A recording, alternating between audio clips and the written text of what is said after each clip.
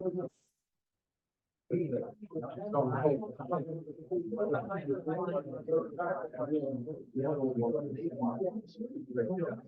this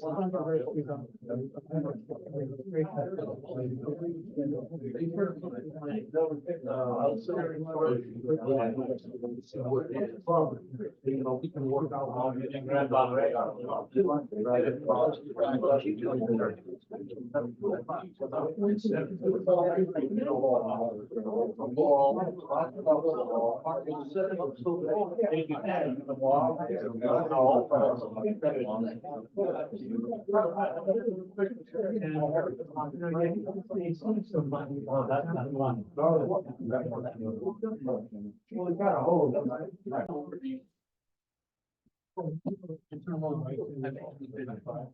All right, next on the activity reports, we have, do you want to brief again, General? report. I don't have one. All right, but that's what it is. PDF files. Oh, wow. Oh, wow. That's impressive. Thank you.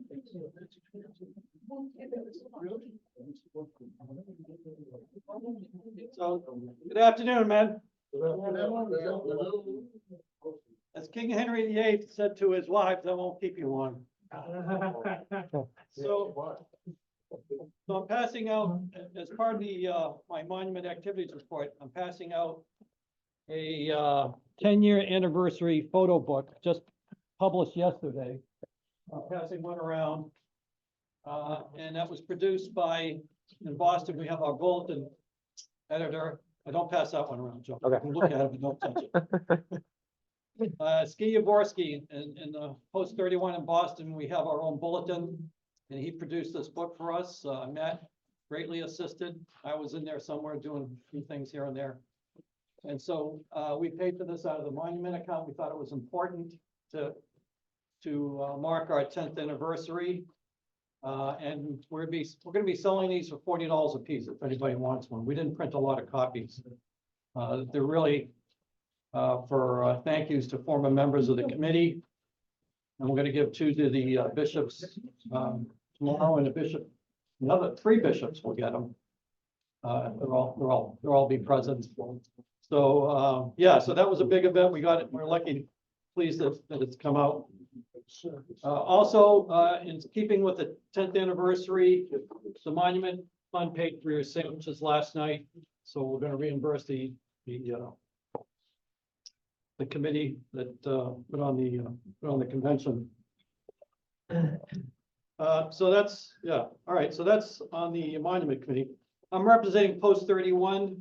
Steve Kosecki, of course, is sick. He's the post commander also, and we had a somewhat semi-active year, I'll call it, with several meetings and so on. Our big event was raising funds for generators. We got the idea from Post 42 last year. Thank you. Paul Schmakaluka was an MAL member, UAV member. Oh, he's a Post 31 member. Oh, that's right. Thank you. He transferred from me. He transferred to our post. Because we raised funds for so many generators. We bought 25 generators to send solar power generators, which his company makes. How many did you buy, Matt? 7. Just this year. How many last year? I don't know. Yeah, we want to make sure we beat you. If you bought 25, we're going to buy another one tomorrow. So these generators are not cheap. They're $2,400 a piece. The price was going up. They have smaller ones for $800. We raised $50,000 in a few months.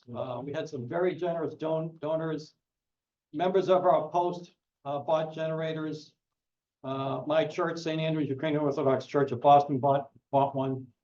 And so it was successful. I don't know if we're going to probably do that again. But these solar power generators, it's called New Use Energy. And if you Google that, you'll see these generators and how they use them. And thanks to you, Matt, when we send the generators over, there's a big logo, and it says on there, Ukrainian American Veterans, Post 31 with our logo on there. So the troops know where these are coming from.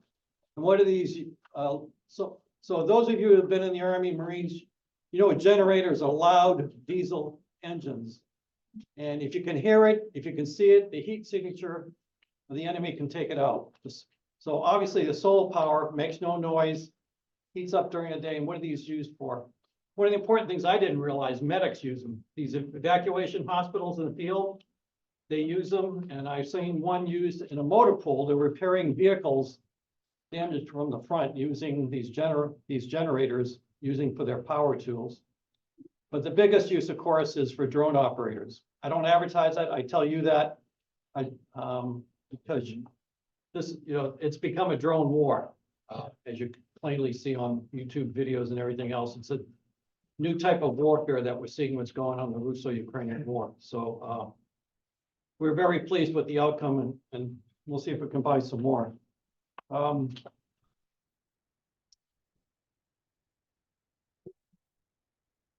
So one of the things I do, and I mentioned I'm a UAV member, is I give talks in the Boston community about the Russo-Ukrainian war. I've given maybe about a dozen of these in the last year or two. So that's what we're doing in Boston, Post 301. We've got 331. We've got about 25 members, I think, and some are more active than others. And, you know, we got a few members that are aging out. So that's a problem with most of our membership in the UAV. But so anyway, that's my activity report. So, Absolutely. all right. Who do we make the checks out to the book? UAV Monument Fund. But yours is free. You're the commander. Oh. I'll have to sell one to somebody. So what's important again is, if you look at the timeline, it's actually been more than 20 years. It's been 10 years since dedication. And it's been 3 years since the benches were set up. So there's something happening all the time with the monument. So we're very grateful to all of you that have been involved in it. All right, next we have the state commanders, Michael Dobryansky, New York.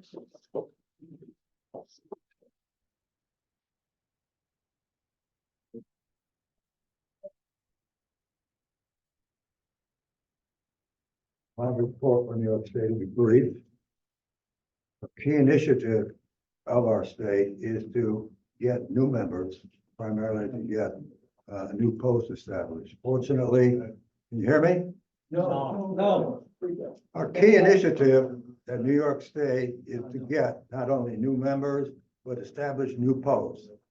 Fortunately, visiting the VA hospital in Syracuse, I was able to meet a Ukrainian, about 10 or 15 years my junior, but importantly, he has 2 sons. One who went to West Point, who is now in the Washington area, and the other son who was in the Army as well. He went to a military school, and he's in Syracuse. And with that nucleus, I'm going to follow up with some visits to him, and he's coming down to Binghamton, and hopefully at the next convention, we'll have a post in Syracuse. I've also expanded with our veteran that we have in Albany. He's got about 20 years, 25 years of service in the Air Force, working on some cloak and dagger stuff with crypto. But nevertheless, he's a very interesting guy, and he's going to be my post in Albany to get at least 4 more members in the area to establish a post in Albany. Bottom line, I feel for sure we're going to have the post in Syracuse by the time we meet next time, or hopefully earlier. And it's a stretch, but I think it's feasible in Albany. Also, the project of contacting all the parishes, Catholic and Orthodox in New York State, is still on my back. This is going to receive secondary impetus primarily because I'll be spending my time in Syracuse and Albany, but nevertheless, I'll follow through with that in the next several months. That's my New York State. I'll talk about my post and I'll wait. I'll wait. Yeah, for the post too.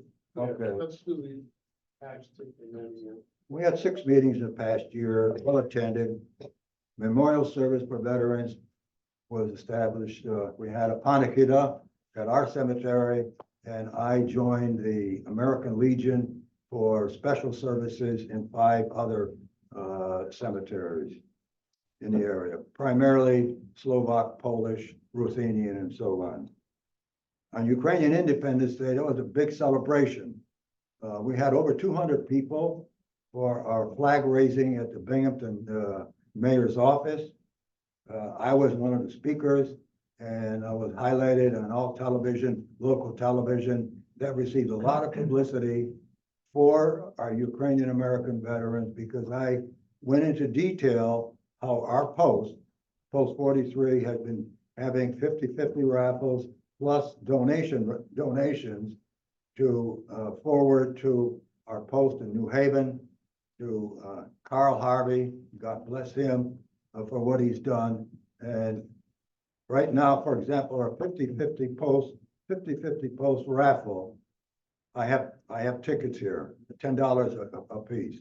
All the proceeds for that go to wounded soldiers to buy wounded equipment. Basically, what Carl does is he combines it with his 501c3 fund, sends the funds over to Ukraine.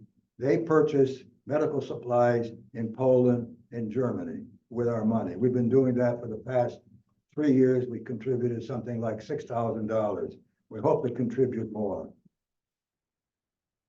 Also, a highlight of my speech at Independence Day, our Lieutenant Colonel Glass, who was supposed to come to our convention, had family obligations and he couldn't come. Nevertheless, if you remember 2 years ago, he went over to Germany and he was going to visit Landstuhl and Ukrainian veterans. Well, he did, and he visited 2 American veterans, not Ukrainian, and 2 Frenchmen. And he gave them the UAV medallion along with a prayer card from the UOL here, from the Ukrainian Orthodox Church of the USA. But as soon as he left the hospital, a car hit him, and that was it. He had to come back home. He was injured pretty badly. He still limps from it. At any rate, the following year, he does the same thing. Goes to Landstuhl, and this time he was able to meet with several Ukrainian veterans, wounded veterans, gave them the medallion coin, and it received a lot of publicity in the U.S. Army medical thing with pictures. So he explained that to the crowd, and he got a big applause afterwards. Lastly, in our area, we got a lot of Ukrainians, Ruthenians, and what we call Ukrainians, but they call themselves something else. At any rate, that forgets me. But they're Ruthenians, and they have their own celebrations, and we cooperate very well with them. I mentioned last year that we consider talking to Ruthenians and have them possibly join us in the UAV, but you know, that didn't receive much applause last time, and so that put aside. But nevertheless, we're all together up there, and they help a lot with our festivals as well. That's it. Thank you. Any questions?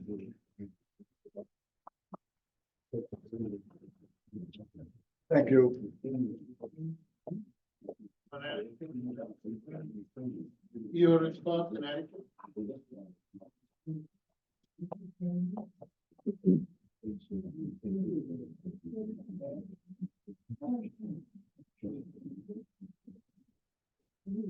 I was debating whether I should have Yaro Orishkevich come up here and do his spiel on the dental flossing. He might do that instead. I'm not gonna go over what has already been reported. Talking back there, I'm having a hard time. Let's have everybody's attention for the report. not gonna reiterate everything that has already been talked about, where I took part in. One of the things that I want to bring up, things that come up unexpectedly that start taking a lot of time is, last September, actually maybe in August, I received notice from, President Zelensky's office that there were Ukrainian, soldiers, musicians coming to the States. And their purpose was to show gratitude for American support, and they asked for our assistance. Okay, so I talked to Michael, and I talked also to the judge advocate, and we got involved with them, and we're able to get them venues with the American Legion, with the Veterans of Foreign Wars and other Ukrainian organizations all the way to the West Coast. They were in California, and from what I gather, everything went very well. Some of that stuff was on YouTube, showing them with veterans organizations down south in Florida, singing the bandura. They were performing, and with a lot of applause from the American veterans. The other thing that is still on my agenda from my tour is that I instigated a request to the National Veterans Cemetery Associations to approve a Ukrainian Christian symbol to be placed on footstones and headstones. As far as I know, it's been approved. And the latest that I've heard, though, is that everything is pending this business with what's going on in Washington today. The final throes that they were going through is they were going to the vendors that would be responsible for placing the logo or the Christian symbol on the stones or the footstones. And once that's approved, we've got Henry Hornet, who's the first requester, okay, to have this put on. So hopefully, cross our fingers, with the next couple of months, it'll be approved. We'll place an announcement. So if you so desire, if you have members that, deceased, and you want to place the symbol, okay, on their headstone or footstone, we'll be able to do that. Sorry, so the request will go through you, or it goes through the VA? No, it'll be a national, Right. Just like You said you already had one requester, so, officially, yeah, I've had Henry Hornet's family, okay, has submitted a request to use the symbol. to the So VA. then we have to go through the approval process to get it approved. It's been 3 years. So would it help if more people were to request? No. Okay. No. It's got to go through their freaking process. It's got to go for the approval process. Yeah, I had our chaplain Kashchak get involved, and he was involved in co-signing the letter, the request, for movement on this topic, and it'll come through. It's been approved, okay, and it's just a matter of timing now. Cool. Yes, sir. Are we gonna talk about this on new business? But nevertheless, I have all the insignias that are used on the veteran stones. My question is, the one that they have for Russian Orthodox Church, how was that different than the Ukrainians? Our symbol is a trezub with a cross on it. For Trizu? Trezub and a cross on it. It's the same one that we're advertising from way back, to 988, that they had that symbol on a lot of the paintings and whatnot. So With This- the cross with the Trizu? yes, If you visualize the trezub and have that central arm going up, there's a crossbar on the top of it. Yeah. So you can see that. Oh, I see. but as far as yours, I saw that, and I'm concerned well, I think maybe what we should do is petition to have that symbol, the Russian, taken away from it, because it's really an Orthodox symbol.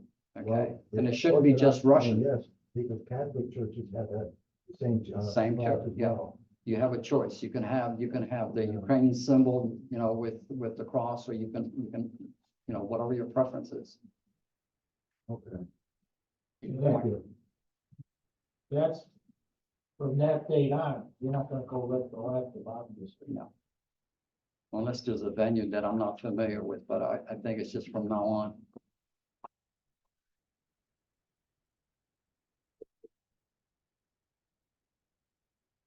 Is that in lieu of something else, or that could be added on to it? Well, a lot of our, let's say at ANC, I think a lot of our military that are buried there, they just have a cross, a regular cross.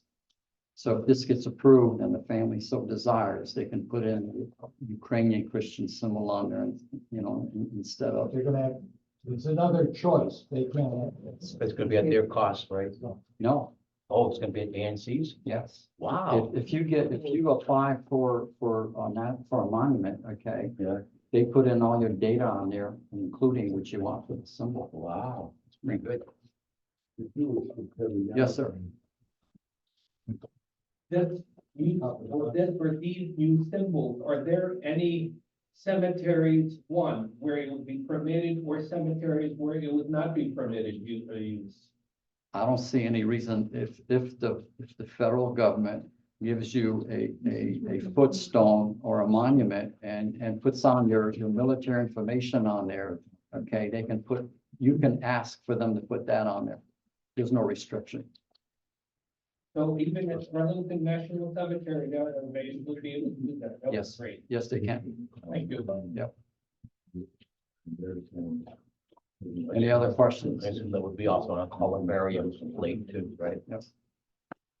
That would be like a columbarium. Yes, yep, same thing.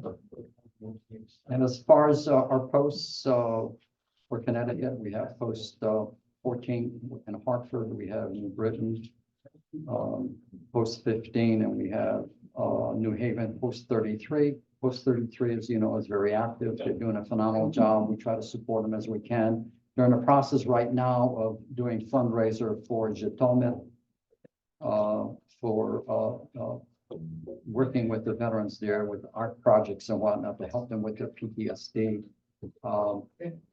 They could, Carl, I think, I haven't heard from Carl, but Carl's been having some medical issues and he's not very active, but Middleton has taken on the reins. He was not able to show up today. I'm gonna meet with him tomorrow and pick up a package that I can distribute to churches in the Hartford area and Colchester. So they're active. My post 14, we've probably got about 9 members. I think probably about 3 or 4 of them are medically challenged. We've got one, I don't know if you remember Michael Matyash. Michael Matyash lost his wife 3 years ago, and he was in the Air Force in Vietnam, and he's on his 4th cancer.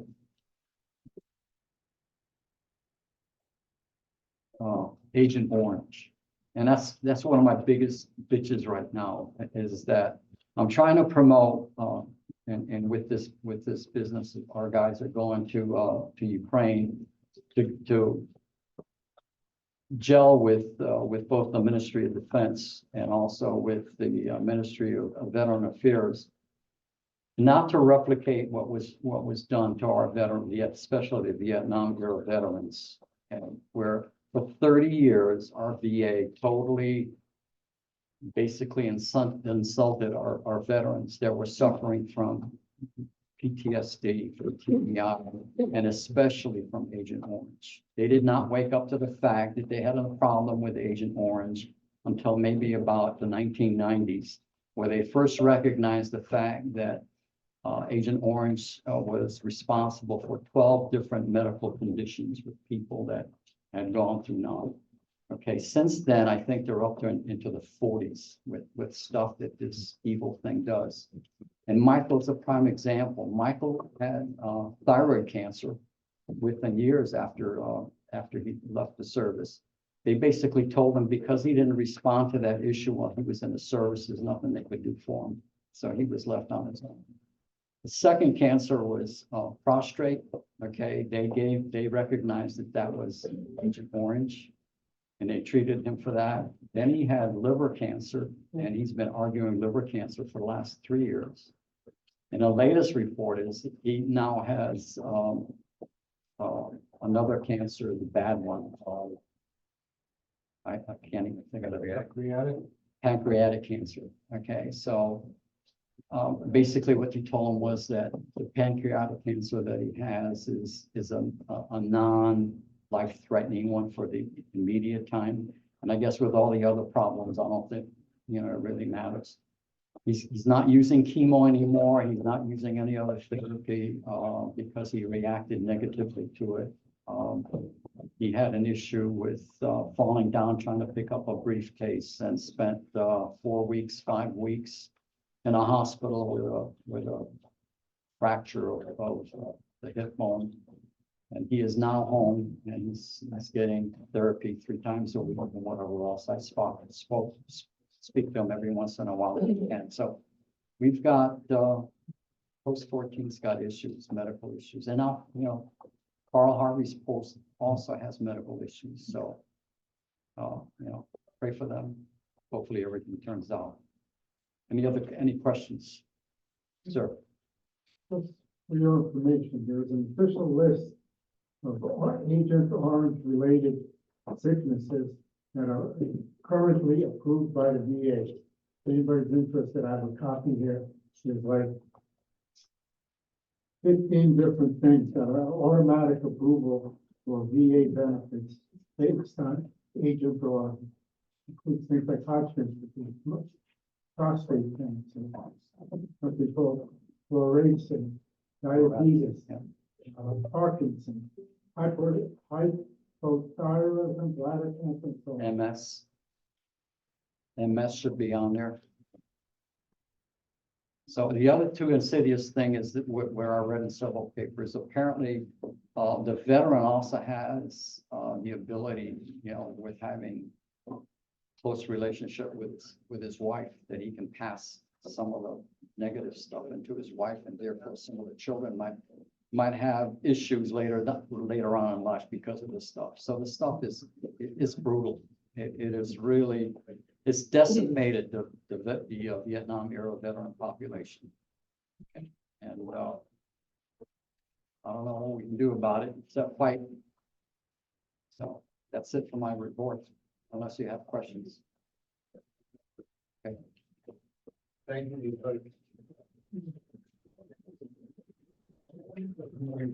We already talked about what we've been doing with post 17, which is pretty much the only act we're supposed to do. So next is our national action, Mark Doxtus.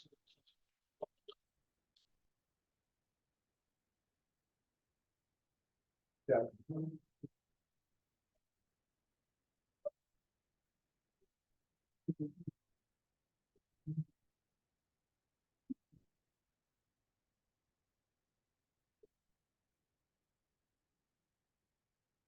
Good afternoon, fellow veterans, delegates, General Kondratyuk, National Commander, Executive Board.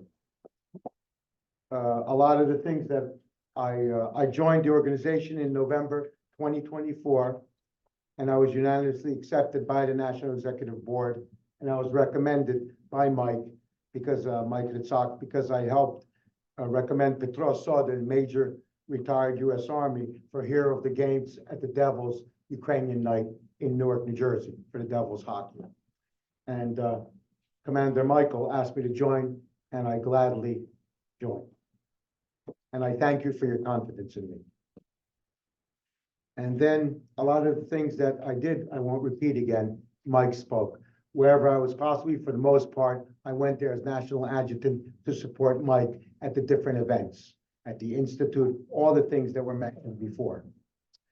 But I know the most important part, let me just add something else here, that also as part of the UKK representation of UAV, I've been asked also to serve on the 85th Anniversary Gala Committee in New York City, which will be on May 2nd.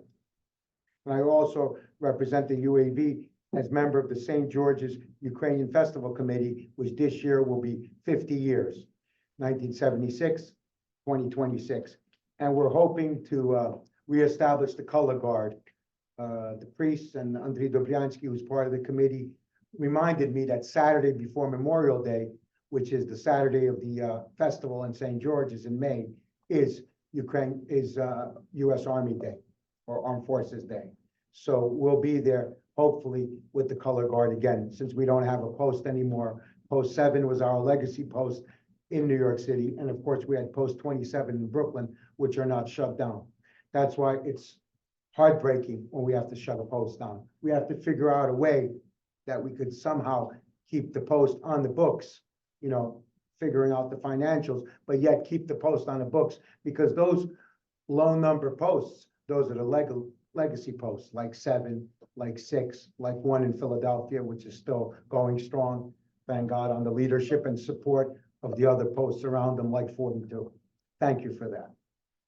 And then we move along to I wanted to add some things about the Bobby Pierangelo Memorial Service. It was very well attended.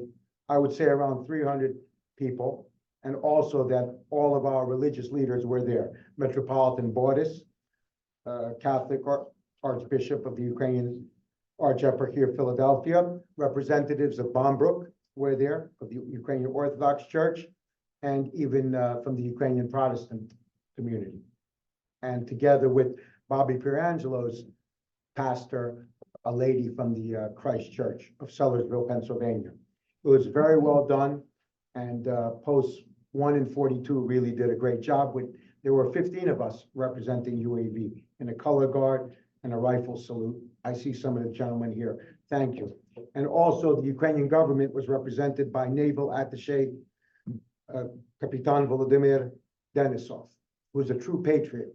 And at that event, as some of us remember, he mentioned a tragic event that we all knew about. In 2014, when the Crimea was illegally annexed by Russia, 90% of the Ukrainian Black Sea personnel remained in Crimea. 10% left, including Captain Denisov. And that's very tragic. But it's something that we'll have to deal with after the war. That's why it's so important that we as UAV support Ukraine in all the possible ways we can and have been doing for our 80 years, almost 80 years. First, we did it right when we were called Russians. We called ourselves Ukrainian American Veterans and witnessed to our history, going back to the Cossacks, going back to Volodymyr Veliki, going back to the Scythians, where we were warriors for all those thousands of years. And now Ukraine is free. It's our moment. But the enemy won't leave us alone. But that means we have a greater duty to support Ukraine. And I thank you for that.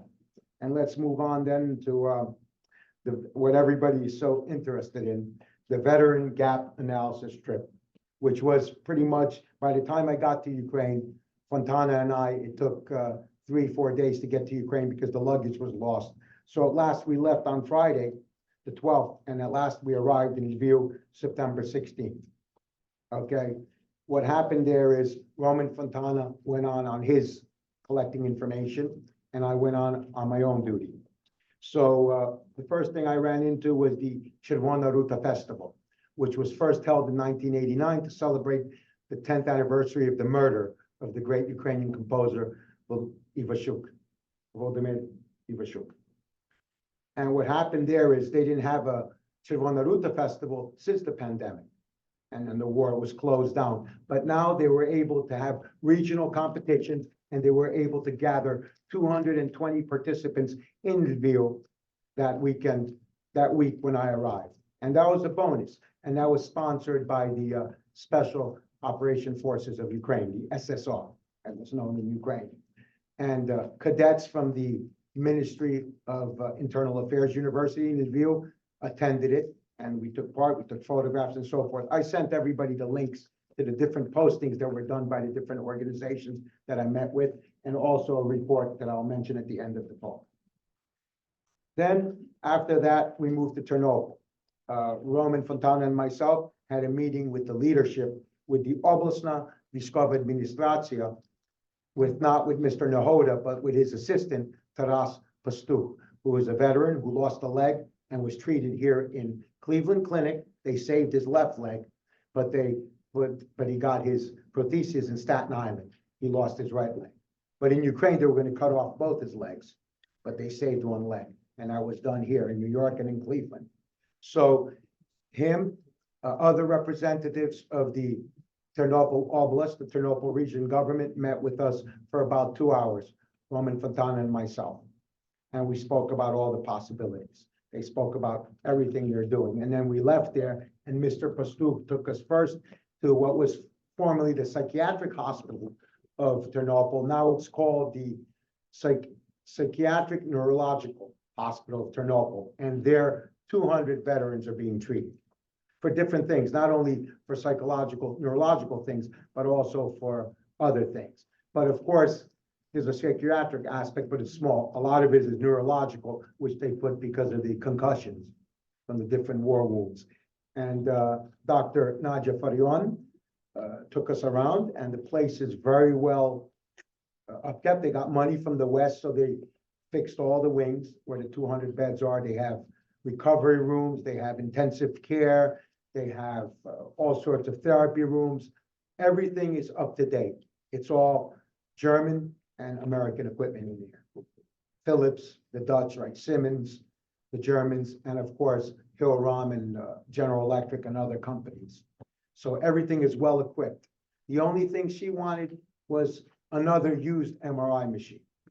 And she has one, an older one, but we'll be able to get her to one of the hospitals here, either Rutgers, RWJ, or whatever. I'll work on that, that we could get her used to a hospital that hasn't donated anything to Ukraine, and there's many in the United States. We could get her a used MRI machine, but everything's been rebuilt there. And the other problem was the road. On that property where the psychological, neurological hospital is located is the region morgue, and that's where the bodies come in. The fallen heroes come in from the fronts, and their families have to collect their bodies there, receive the bodies there. And the problem is the road is terrible.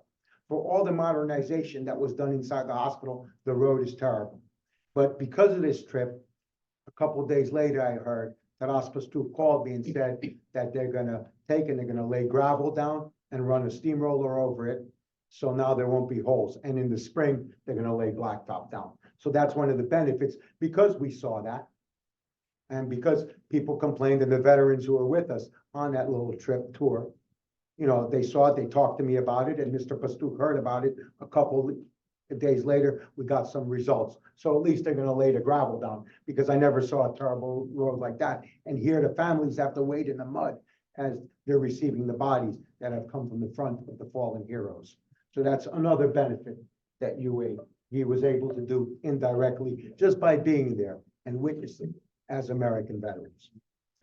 And then we moved on to different, 8-hectare, 16-acre plot they have already, together with a nature preserve. So they have the 16 acres marked off, but it's all surrounded by natural preserve. So that's where Ternopil wants to build a veteran center of excellence.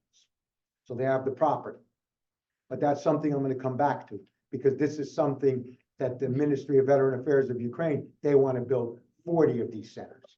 I'll get back to that towards the end of my talk. So we saw one of the properties. So again, then we visited the Labor Department, I'll call it, of the Ternopil region, the Department of Zanyacha, and a beautiful building. And we had another conference there, and they talked about all the veteran grants, all the veteran businesses, and everything that's available to the veteran. Of course, our detailed report, Roman Fontana's mine, will be probably ready by the end of the month, and it'll go out to all of you. So you'll see the numbers there. But they have a very nice department, and we met with about 10 veterans who have started their own business. One is a fishing store with all Ukrainian rods and reels. I didn't even know. It looked like the same. I thought the Ukrainian reels were still the old ones, like we had way back when. But I went in there, they had one or two of that for just decoration purposes. Ukraine produces incredible stuff for the fishing industry. Reels that are just as good as American, Japanese, or European. And this veteran-owned business by Mikola was stuffed and supplied with all this equipment. Then the other part of his business is Veteranska Rybalka. And what Veteranska Rybalka is, it's a rehabilitation program for the veterans. So the veterans the heroes, the hero invalids are able to go out every weekend and go fishing. So they do it during the summer, during the fall, and they do ice fishing on the Ternopil Lake and other lakes of the Ternopil region during the winter. So it's a very good, successful, he's probably had already 2,000 veterans go through his program in the last 2 years to go on fishing trips in the Ternopil region. So that's a very beautiful thing. Then you had another veteran, Yatsuslav. I have some of the thing, I'll bring it in later to show you some of the products. He makes like a superfood, like we have here, all sorts of drinks, you know, like juices and all that. He has freeze drying equipment. He dries all the natural products of Ukraine, our ovochi, fruits and vegetables, and he makes superfoods. And he wants to even create like an MRE, a very high protein, high nutritional value MRE. So he's working on that. But let me tell you, he has a room about half the size of this room, and he has all the freeze drying equipment. And this was funded by by Ternopil Oblast, together with the Oblastna Vishkova Administratia, and of course, with grants from the MinVet of Ukraine, Ministry of Veteran Affairs of Ukraine. And then we saw another business that makes like cakes and stuff, like marzipans, like your mother used to put on the torts, beautiful stuff. And then we move on to another business, a very important business. The most important, Garta Prosthetics. Okay, in the middle of Ternopil on 7A Maxim Krivonish Street, in a back, which was an abandoned old school 3 years ago, they put up a world-class prosthetics facility. Garta, forward or Ukraine. So this is a business, but half the people are civilian, and half the patients are military veterans. But now, of course, that number is growing. So now the civilians are down to about a third, and the veterans are about to 2/3 of what they're doing there. They produced prosthetics for 3,600 patients in the last year. So they're doing 10 prosthetics a day there. Everything's there. So you have measuring, production, all the top equipment, again, German and American and European. I don't see too much Japanese stuff there. A lot of it's German and American. So they measure you. They have everything, the lasers, they have the forms, everything. So it's a one-stop shopping for prosthetics. And it's very clean. Everything, professional Western uniforms. It doesn't even smell of the Soviet cancer anymore. It's truly Western looking. And I'm proud of Galicia, of Halichina, that we're looking west. And we're an example for the rest of Ukraine. So that place was incredible. I wish you gentlemen will visit it, but they're doing 10 patients a day there. Okay, it's a big place, and they have everything, again, not only the technical and the medical, but they also have the gym and the physical therapy, occupational therapy. They have an area outside where they have like sidewalks and stairs, where you could take whatever you have to do in life with your new limbs and your new legs, whatever you have to do, it's there. It's an incredible example, and I think that's a great example. What I've seen elsewhere in KU wasn't as good what I've seen in Ternopil. So then we moved on from Garta. Yes, 10 patients a day. What kind of waiting list do they have? well, we didn't talk about that. And they sort of brushed that question away. But Fontana took notes on that, of course, you know how he is. Tomorrow, we're probably gonna hear from Tana about the Veterans Court, and their docket is even worse. They have like hundreds on the docket, so it'll take them a year and a half. But Each talking, case takes 7 minutes or so. that's right, but talking to the veterans, there's waiting lists all over. Okay, but I didn't get the exact numbers. And they're not easy to get those numbers. You know how guarded the numbers are now in Ukraine at the time of war. So then we moved on to there. Then we're able to visit a businessman in Ternopil who builds his own drones. This is a gentleman who has an ice cream concession for all of Ternopil Oblast, which is 1 million people, right? The size of Essex County, New Jersey, which is about 990,000. So he has my cousin, that's through family contacts. My cousin runs the ice cream park. This gentleman is a private pilot. He got his license a couple years ago. And now he built himself a plane he's building in his storeroom for himself. But upstairs, on top of his factory, he wants to move out of town because he's scared he might get hit. So I'm not gonna reveal the address. But he's building drones, which they're basically radio controlled airplane. He's got 3D printers there. He does everything there from beginning to end. He prints everything, so he's making like 1.5 meters wingspan. It's a big RC plane, and they could cruise for 4 to 6 hours. And he believes that his drone could fly and deliver a small payload to Moscow. But he said he doesn't have permission to do that. But he said, look, you're doing it on your own. I told him, why don't you try it? And then tell the government what you did. But he's thinking about it. So I was very impressed that wealthy Ukrainians, because they say everybody's on the take in Ukraine, but our own patriots in Galicia, where most of us are from Western Ukraine, he's really doing a great job. I was proud of that. And I mean, they're building everything from nothing. And then he was able to take Roman and myself to KU. He had to deliver some information to KU or share some drone information. So we're able to get a ride with him to KU and talk about everything, which was very nice. Then the purpose of my meeting in KU was to meet, of course, with Minister Kalmykova, Natalie Kalmykova, the new Minister of Veteran Affairs of Ukraine. So at last, at 6 o'clock at night, two weeks ago, 2 weeks, 1 day, 2 Thursdays ago, I met with her for an hour. So I met with her, Natalia Kalmykova, then her assistant, Oleg Shimansky, and 2 other individuals. And one of the individuals was a young man, an advisor that I met on the streets of Lviv right after the Chervona Ruta festival. He's a graduate of UKU, Ukrainian Catholic University, 21 years old. And he shows me his card, an identification card, saying that he's an official advisor to the MINVET, to the Ministry of Veteran Affairs. So I right away said, let me take a picture of that, a photograph, and I send it over to our friend, Colonel Ordinovich, who everybody knows. And about 2 hours later, I get a note via signal from Colonel Ordinovich, and he says, go ahead, we're gonna use that for leverage. And because of the young man, 21 years old, UKU graduate, World Leadership Institute of KU graduate, he got us to see Kalmykova. And that was great. So, and he told me later that it was his first time that they let him take part in such a meeting. So I'm proud of our youth from Galicia, from Halichinab. So we had a meeting and we discussed everything we discussed. And basically, what was produced from that meeting, I waited for this for 2 weeks. At last, I got it last night because I kept on writing to them. I needed for the convention. So I could see.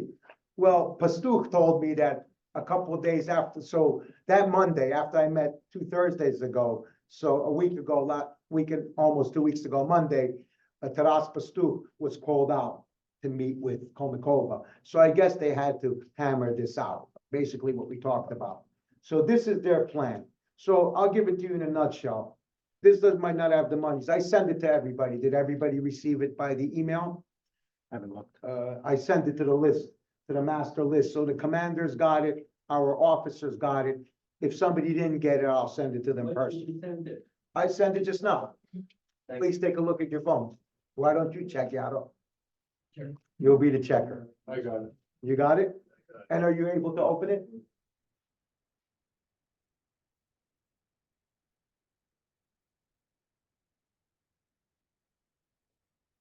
1347 and 1358. You got it. Yeah, it's 2 parts. Jaku. So basically, we talked about it not in this fancy language. We talked about it just like we're talking right now, in a more strong language. Well, what they basically said was they want to raise 40 to 50 veteran centers of excellence in Ukraine, right? Like I told you, one would be on this property in Ternopil on this 16 acres, 8 hectares, 16 acres, a little bit over 16 acres. So this is the cost, 40 million hryvnia. So it's $1 million a piece. Okay, and they want to staff it, build it, world class. Yes, Eva. Centers of excellence or veteran elements. Well, they called it veteran hubs, but There's a difference between the two. The business between a service center of excellence to create one or two so they can train everybody else. I think that you're talking about. Excuse me, a veteran hub, that's right. Veteran hub or home? A veteran hub, like what they call, let's use the Ukrainian word, veteransky prostir, right? That's what they use. What do they call it here in the report? I just got this last night, I didn't even take a look at it. But this is what they produce. So they want, of course, I said, look, the diaspora doesn't have that kind of money, but what we could do is they want to come, they're going to, like this weekend, they were in Croatia. There was a big European veterans meeting in Croatia. It's going on right now. If I didn't have to come back here, I would have dropped in there on the way here. I was invited by Kalmakova to take part in that. But of course, I have to report to you, my first responsibility. So they're there. Then right before, 2 weeks before Thanksgiving, they're going to England for a weekend. And after England, they would like to come to Washington to meet with our Veterans Administration and discuss whatever they want to discuss. So that's up to post 26 when we hear back from them. And I said, I would gladly join the boys and girls from post 26 because we'd have one girl, but it's mostly men, that we would go with them around. I would be willing to drive down there and be part of this, but let's see what happens. And this is what they sent me. So you gentlemen take a look at it. But it's a big, and you see, they decided to set it a 5-year program, right? They call it Veteran Policy Strategy for 2030. So let's see what happens. But that's a big project. You know what I'm saying? And the budgets are so low, as Mike said. It's only 15 million hryvnia, you said, right? I mean, divide that by 40. That's for the ministry, but Yeah. they're doing it by region, so whatever the region likes to. Well, the region together, what Taras Pastuk said, that they're looking to under 50% and the bigger part will come from K. He was saying like 40, 60, 30, 70.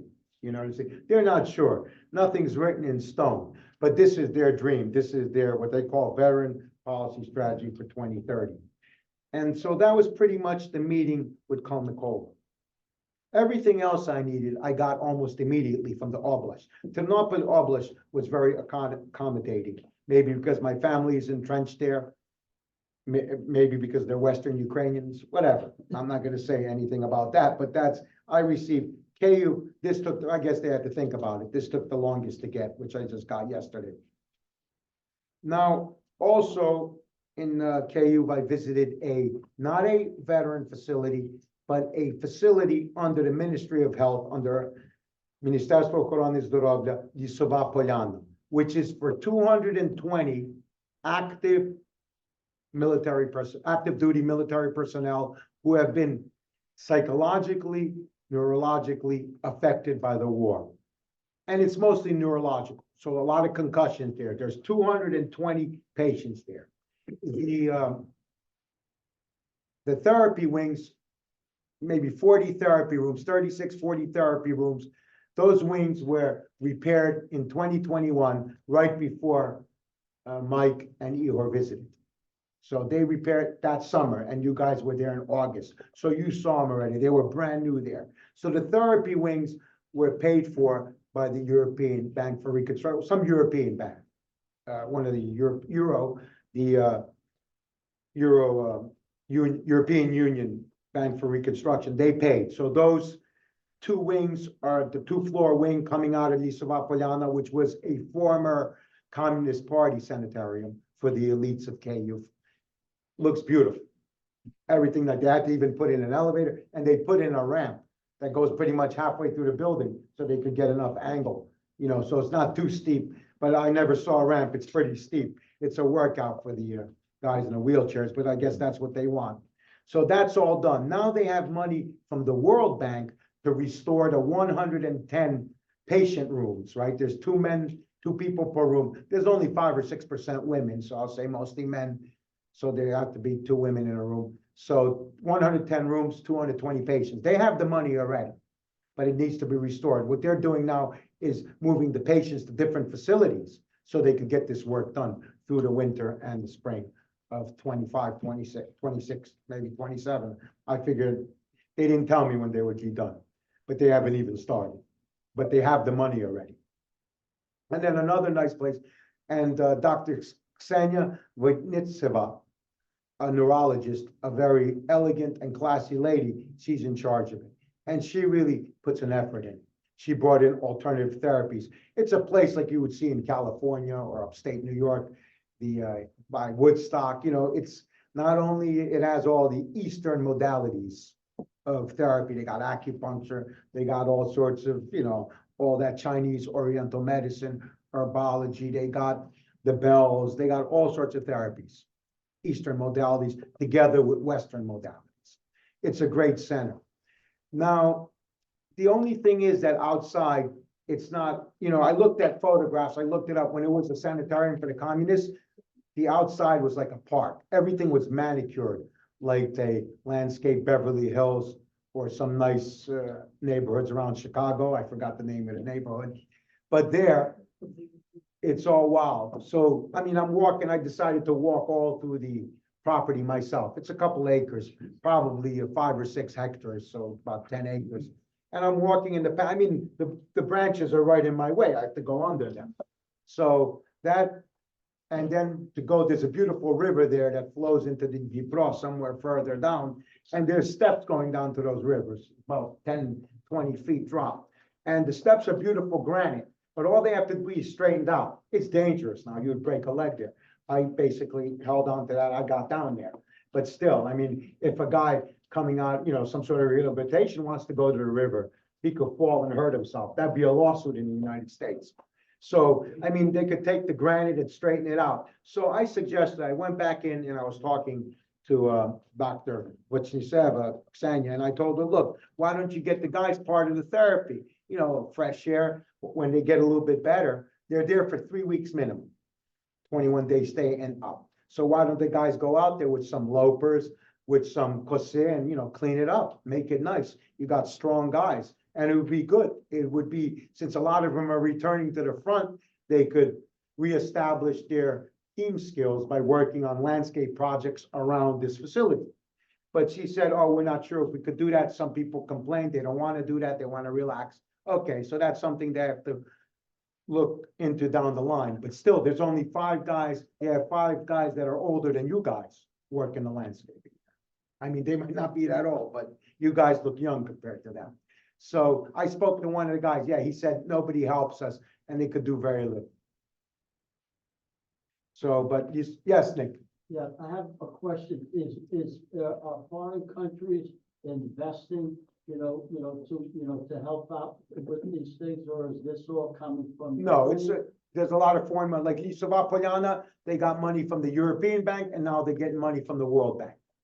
Yes, Igor. Not only that, they have specialists coming into the facility from Belgium, from France, from England, doing various therapeutic sessions.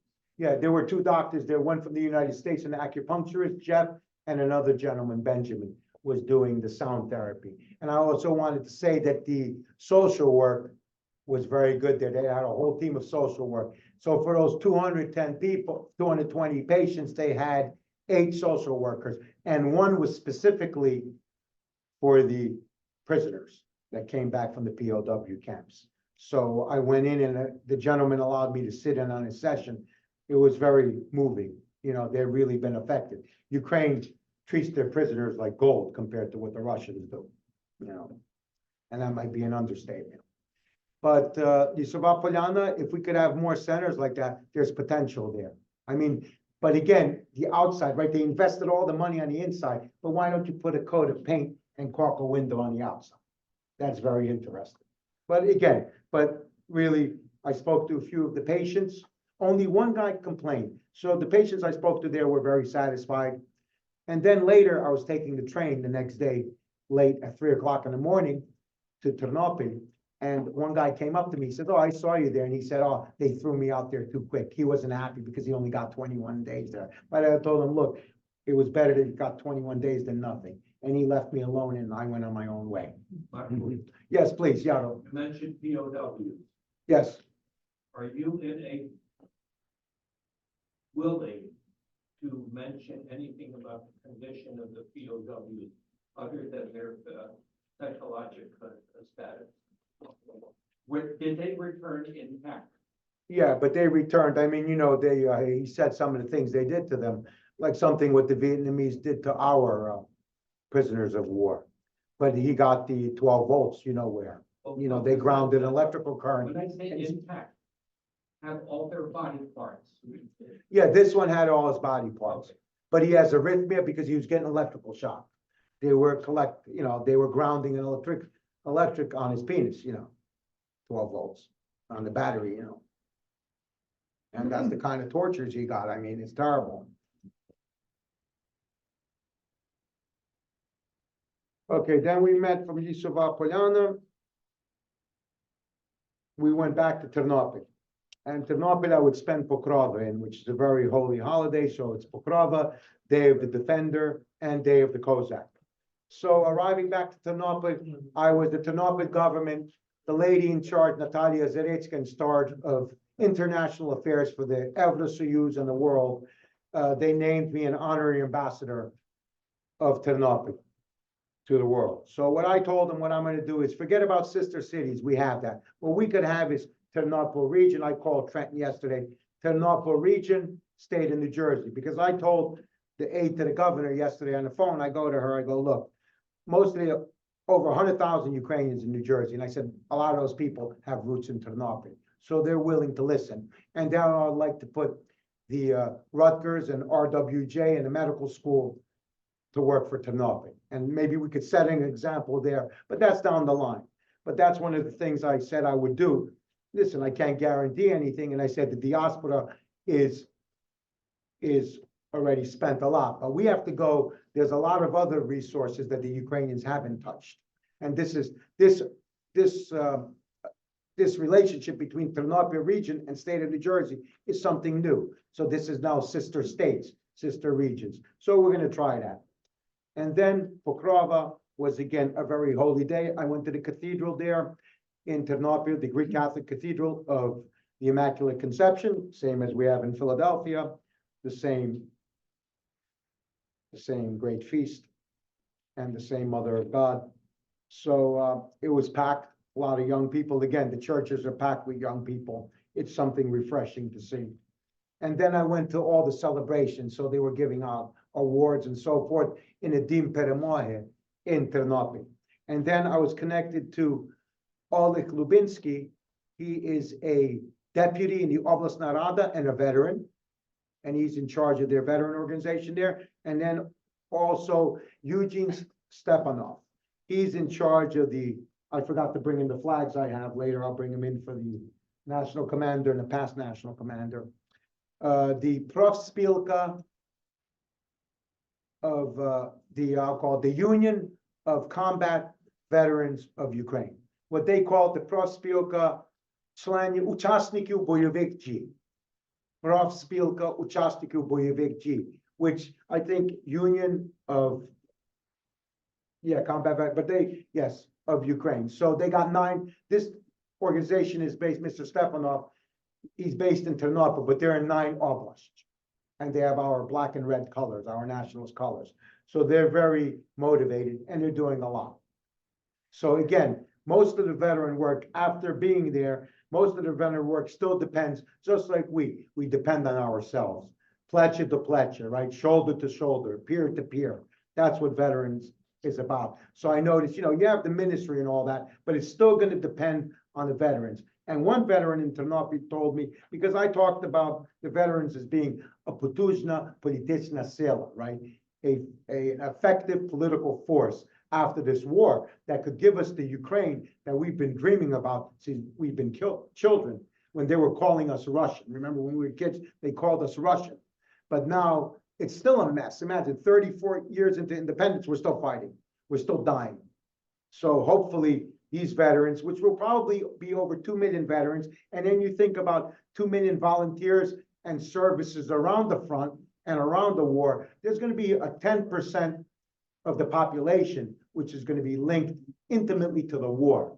And this could be a political force. And I told this to the young man, the guy with the fishing business, and he said, oh, but that they disunify. And that's sad to hear, that old sting of disunity is still affecting us. But that's something we'll work on further.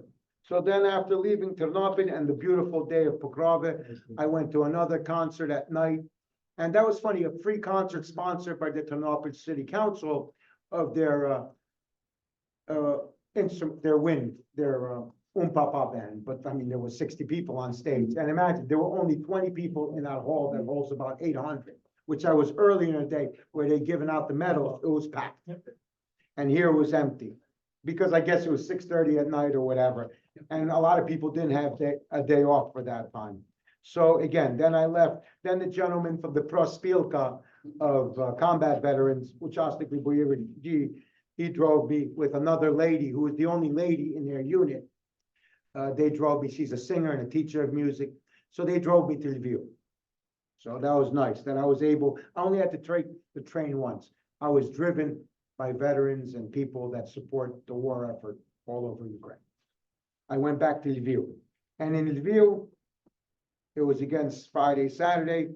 And basically on Saturday, I went up to the mass at Chateau Yur, the daily mass for 9 o'clock. And then I ran into Bishop Volodymyr Hutsa, the auxiliary bishop of the Archieparchy of Lviv. And so, and right away, there was a Ukrainian lady for Germany that was coming there to work on nonprofits. You see how that it just came together because I went to church to pray.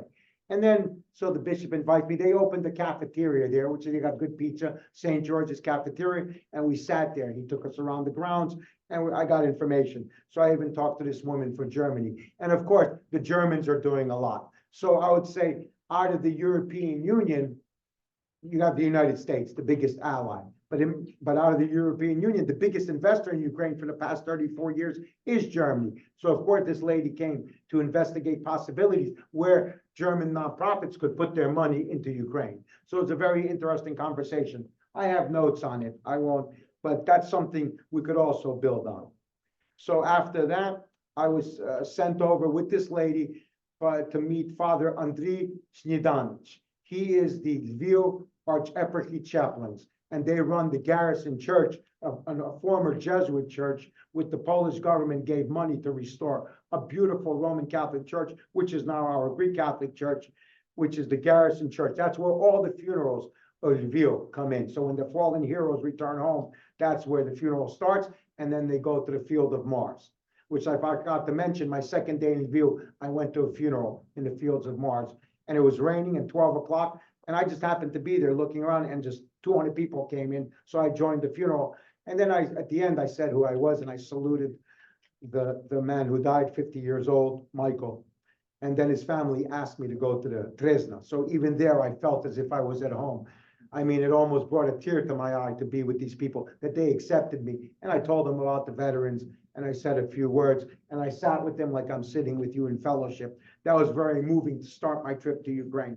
So now again, I attended, but I attended the funeral part. So now on Saturday, I attended the funeral and the mass. So the masses start at the Garrison Church. Then Lviv gives you an ambulance or a hearse to drive the hero up to the Field of Mars.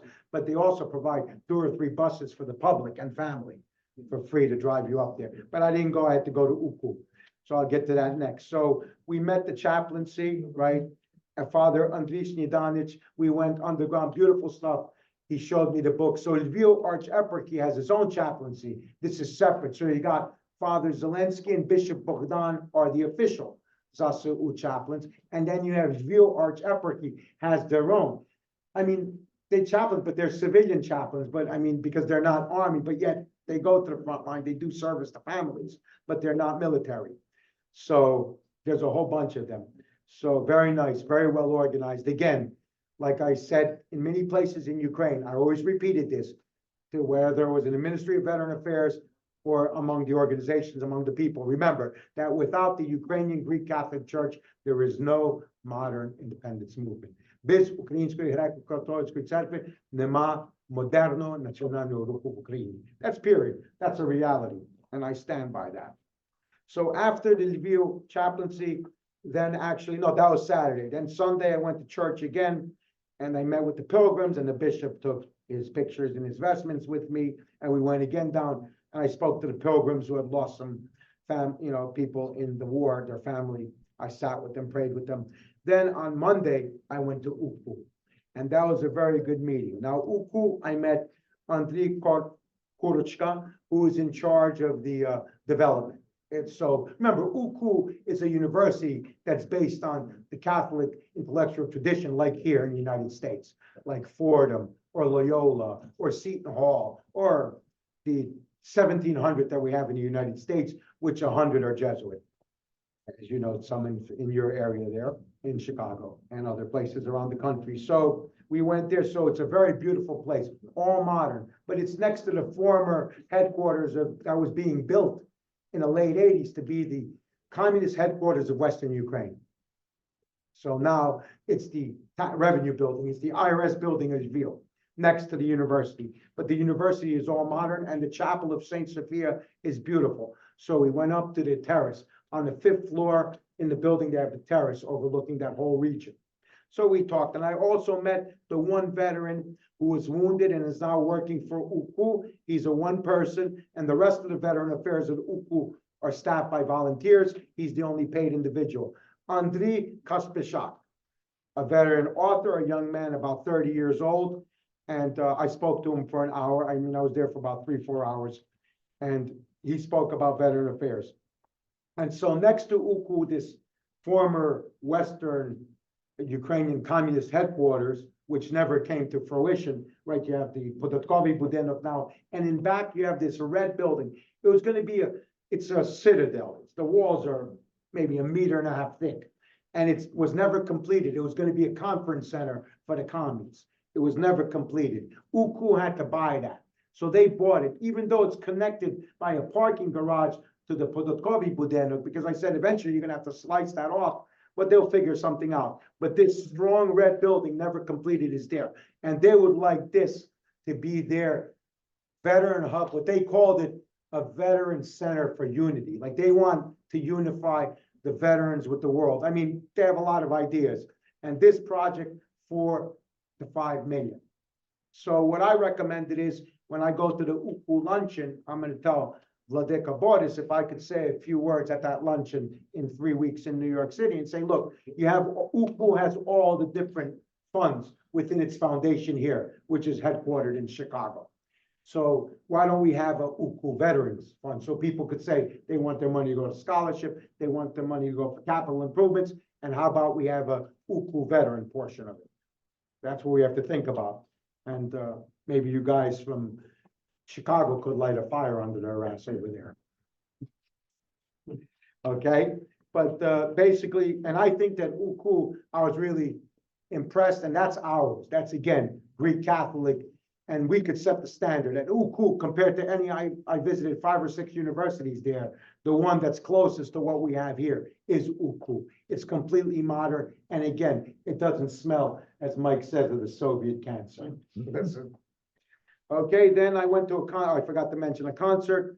A young lady, 23 years old, Chubenska, at the Center Dozenko, 1,500 people sold out. They collected 50,000 hryvnia, for the Zasau, and it was just good to see it. People are really excited. And even though there's a war going on, the war is stimulating our people. Our people are being forged in the fire of war. It's, it's something, I mean, war is terrible, but at least I see the young people, the arts are growing. The young people are really pushing for Ukraine. So really the war is going to burn out the Soviet cancer, right? It's the radiological treatment, the chemotherapy against that cancer. So I was very impressed by a 22-year-old woman, 23, running this concert. She just got married with her husband. They played the old stuff that we know from just all the stuff that we heard 1,000 times at the weddings. But then they played the new music of Ukraine or Nove Vykonання of the traditional stuff. Very inspiring. But I know that the young people of Ukraine are going to stand for Ukraine, just like as the veterans. And that's pretty much it. I came back on Tuesday night. Thank you. Any questions, gentlemen? Yes, Eeyore. 2 things I want to mention to you about this. I'm kind of encouraged. One, the mention of the chaplains. Okay. Right now, I think it's very important for us to help them with transition of military to civilian. Okay. And the best venue to do it, everything that I read, everything that I saw, was using a chaplain. Okay. The chaplain could be trained in that service and provided to them. Chaplains are respected, okay, in the military. okay, better so than their officers. So they could be of tremendous help. The other thing, as far as unifying the Veterans Hub area, okay, and I'll give you an example from Ukrainian National Credit Union Association. We were giving some USAID money to go over to the credit union movement in Ukraine. Okay, what we were able to establish is for them to come up with a dynamic, come up with an organization similar to what we have at our organization here. We were able to talk them into getting each region, okay, the 24 regions, to have one nominee to come in and serve as board member, okay? They would meet once a month, they would elect their own president, okay, but they had a unifying force. And they had a method of coordinating all the activities of the credit unions throughout the Ukraine. We can do the same thing with the hubs. Thank you. And what do you think about centering that? You see, and, another thing, the Greek Catholics are building a spiritual retreat center right next to Uku in the same region. I think it's gonna be right next there. So I think all these projects are together. So they're building, I have the material on it. Did I bring, I probably have it. Oh, it's in my bag there, and I'll show it to you later. So they're building a spiritual retreats, a spiritual, Bishop Volodymyr said, a spiritual rehabilitation. Duchovna rehabilitacja. He used those words. So that's all part of it. And I think, yes, the concentration is we do it, and we do it in Western Ukraine first, and we set the example, because most of us here are from Western Ukraine. That's who we know, that's where our roots are. But of course, we would like to develop it into the East. But the East is hard. Look, the Russians went into the East because they thought they would be welcome.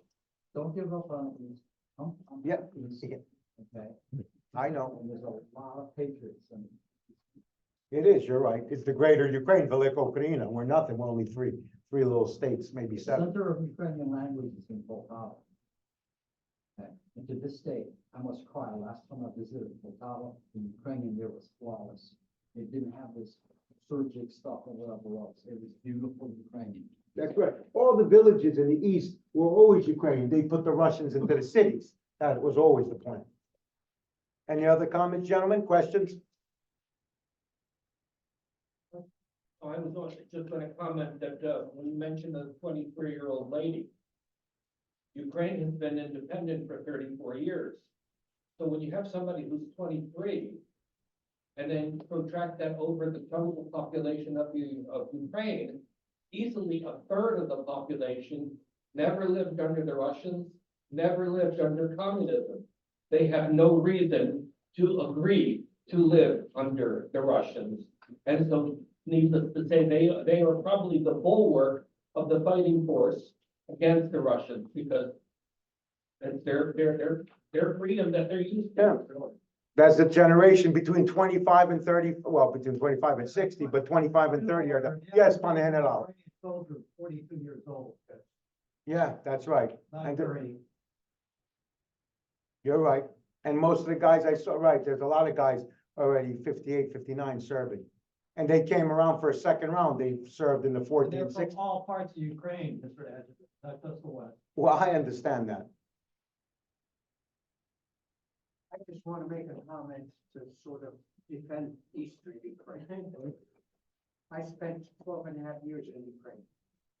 And one of the times that I went was to Eastern Ukraine, to the Donbass area, a place called Antrasit, which has been occupied by Russians since you know when. Everyone spoke Russian at that time. This is quite a few years ago. I met the mayor. I spoke to him in Ukrainian. He spoke to me in Russian. He was very uncomfortable. But I told him, I said, there's no problem. You speak in Russian, I'll speak in Ukrainian. And if we can't do that, I'll speak in English and we'll make do. He said, no, that's okay. I was there 27 days.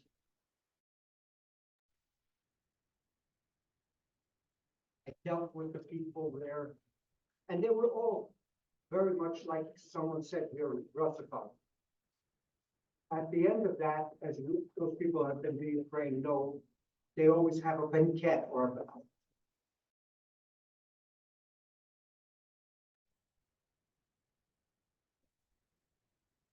mayor gets up and in broken Ukrainian And he insisted, he said, you know, I have understood now that this is my language, that this is my country. And it took an American who speaks better Ukrainian than I do to bring that to my attention. And I thank you for that. And that is the one thing that I think all of us, if you go to Ukraine or even in the US, you lead by example. You speak Ukrainian if you can, but you do the good, and people, no matter what they're persuaded, will follow. Thank you. I have a story also, and when I was stationed in Germany, next to last tour, my wife was the chief nurse of the clinic in Germany, and they were visited by the Minister of Health to the command, to Yukon Command, and the wife came to the clinic for a tour of the clinic, medical clinic. And the chief doctor of the clinic knew that my wife was married to a Ukrainian, so they invited me along.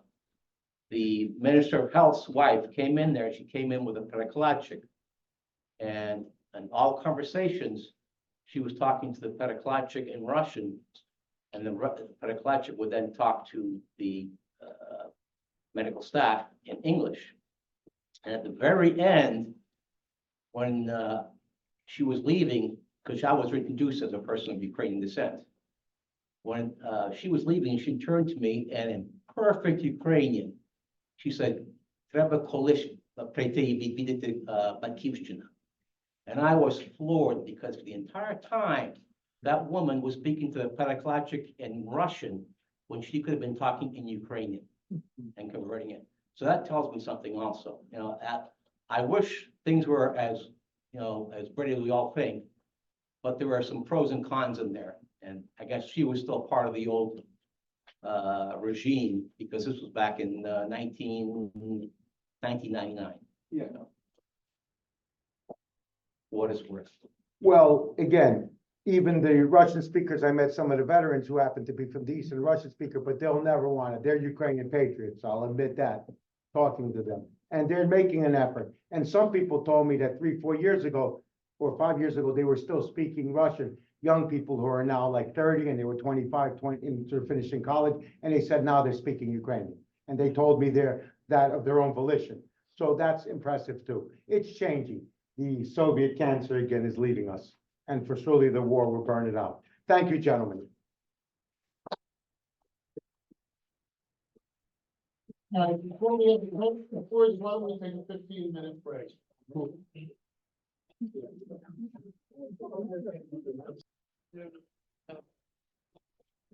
So for tonight's event over for dinner is at 5:30. 5:30, and if you need a ride to get over there because the bridge is out, if you walk over there, you'll see a big tree fell and broke the bridge.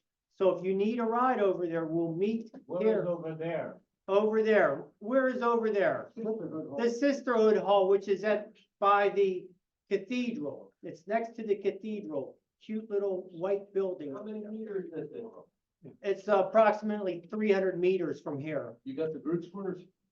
Don't have the I bridge think ordinance. we have walked 300 meters before. But the bridge is out. There's no bridge. So we'll do 400 meters. But then you have to walk on the highway there, dodge the tractor trailers, and now it becomes a 800-meter dangerous walk, road march. So if you need a ride, to go over there, we'll meet here in front of this building. But we'll meet in the hotel lobby. Okay, so we'll meet, if you need a ride, meet at the hotel lobby and we'll drive over there. And the uniform is casual, so you could wear whatever you want to over there. Casual? 5:30 it starts. No, no thongs, no, not wear your thong, it's not that casual. I told them not. Okay. Okay, very good. So we'll see you guys over there at 5:30. Very good. Okay, and thank you. We're men clothes. I had a questionnaire the other day, what was your sex at birth? I was like, God, I didn't have any, that's right. I was lucky if I didn't fly.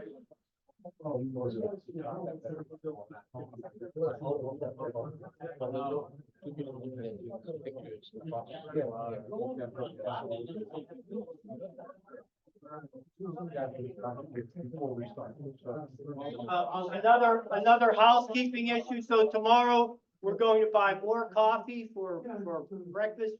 We will have bagels again for breakfast, coffee, I'll pick up some donuts. And, actually, we're gonna have some type of cake I ordered at the bakery. Like a fruity bakery cake. And then, for lunch is going to be on the post. We're gonna buy pizzas tomorrow for lunch tomorrow, okay? So we'll buy some plain, we'll buy some pepperoni. If there's a special request for a certain type of pizza, let me know, okay? So that's what we're gonna do for lunch. Remember, you're gonna be giving them We're gonna do pizza tomorrow? Post 17 report. Sure. If you want.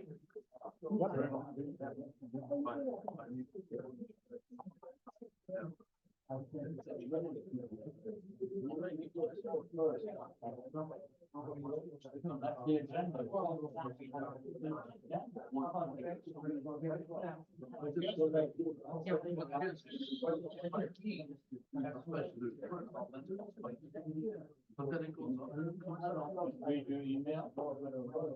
We wait down to the literature. All right.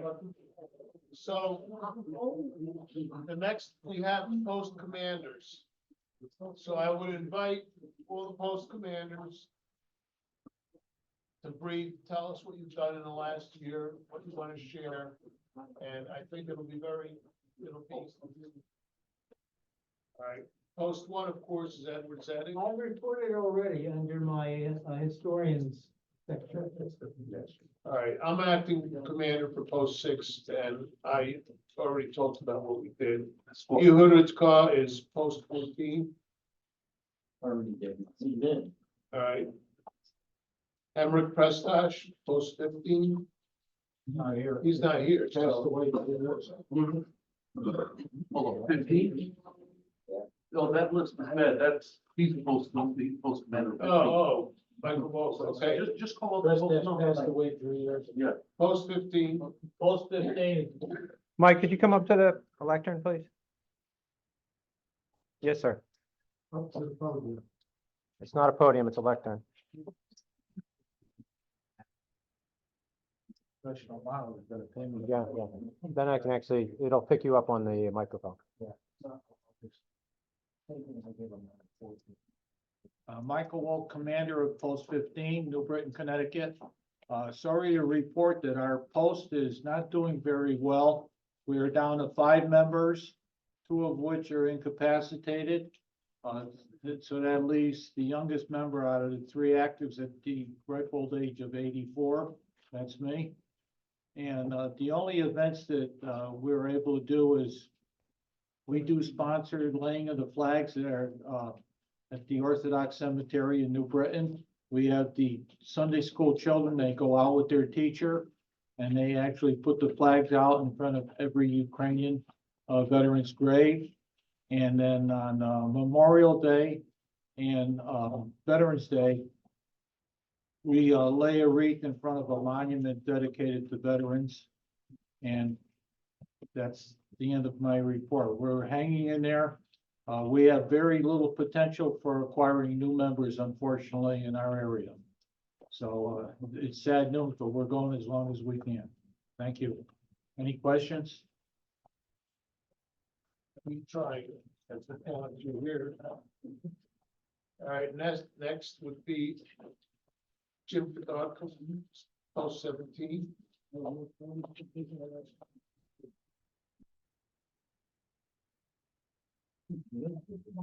I know.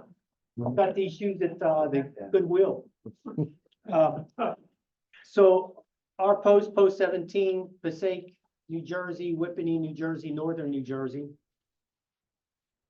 On November 11th, we do a program at the St. John's Ukrainian Catholic School Veterans Day program. Every year, we'll be doing that again this year at the Ukrainian Catholic School in Passaic, New Jersey.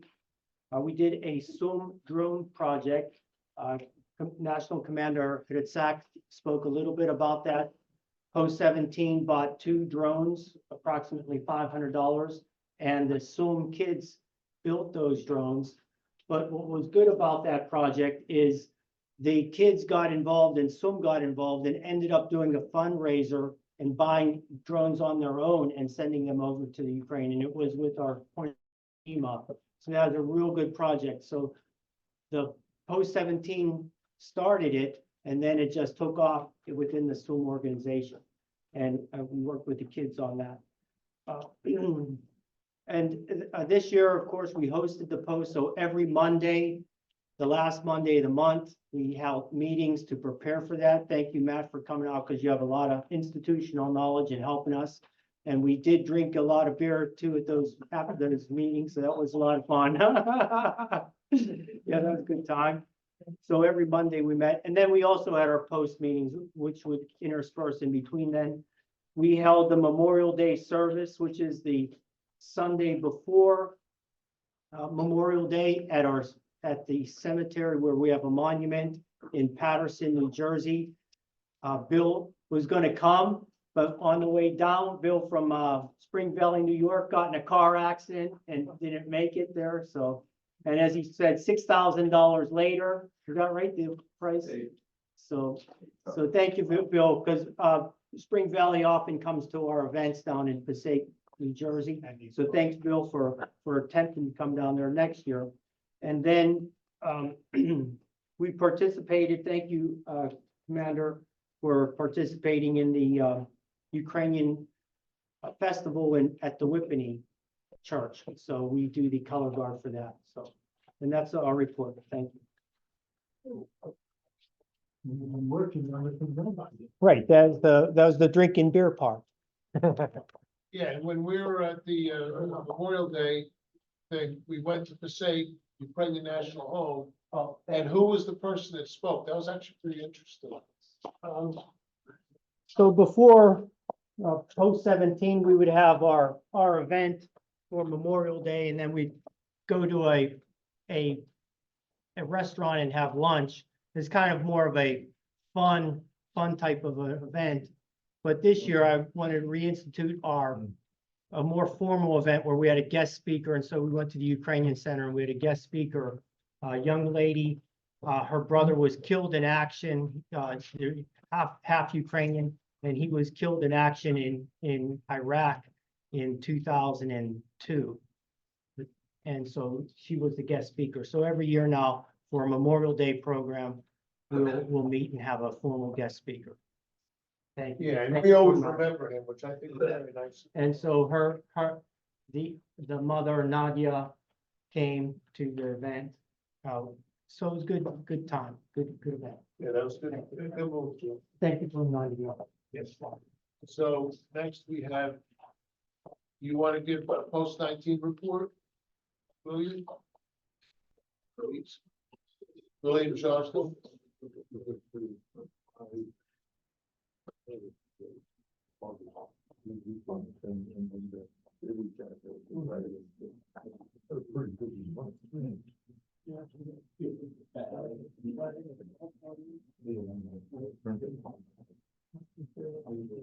Vasil Shrozda, Post 19, Spring Valley, New York. Attended the 2024-77 convention in Warren. Attended St. Tabitha Sunday at the South Bombrook, New Jersey, April 27th. Attended memorial service at UAV National Monument, St. Andrew's Church and Cemetery, May 18. Attended Ukraine Festival Color Guard at the Suzy at Homson, July 12th, with Nick Yakovu.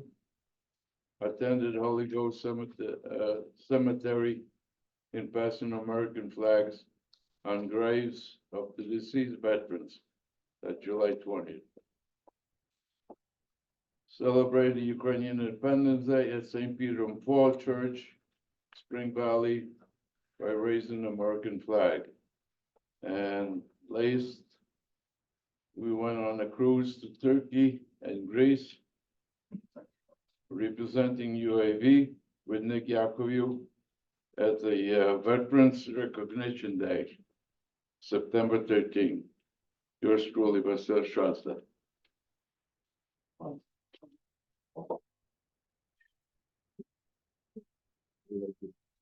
Thank you. Any questions? We were told he was in Turkey. Who was that? We were told because we were always doing something on, Ukraine Day. They told us we were in Turkey. All right, do we have anybody for post 23? Yep. 23? Yep. Berkian Slavic?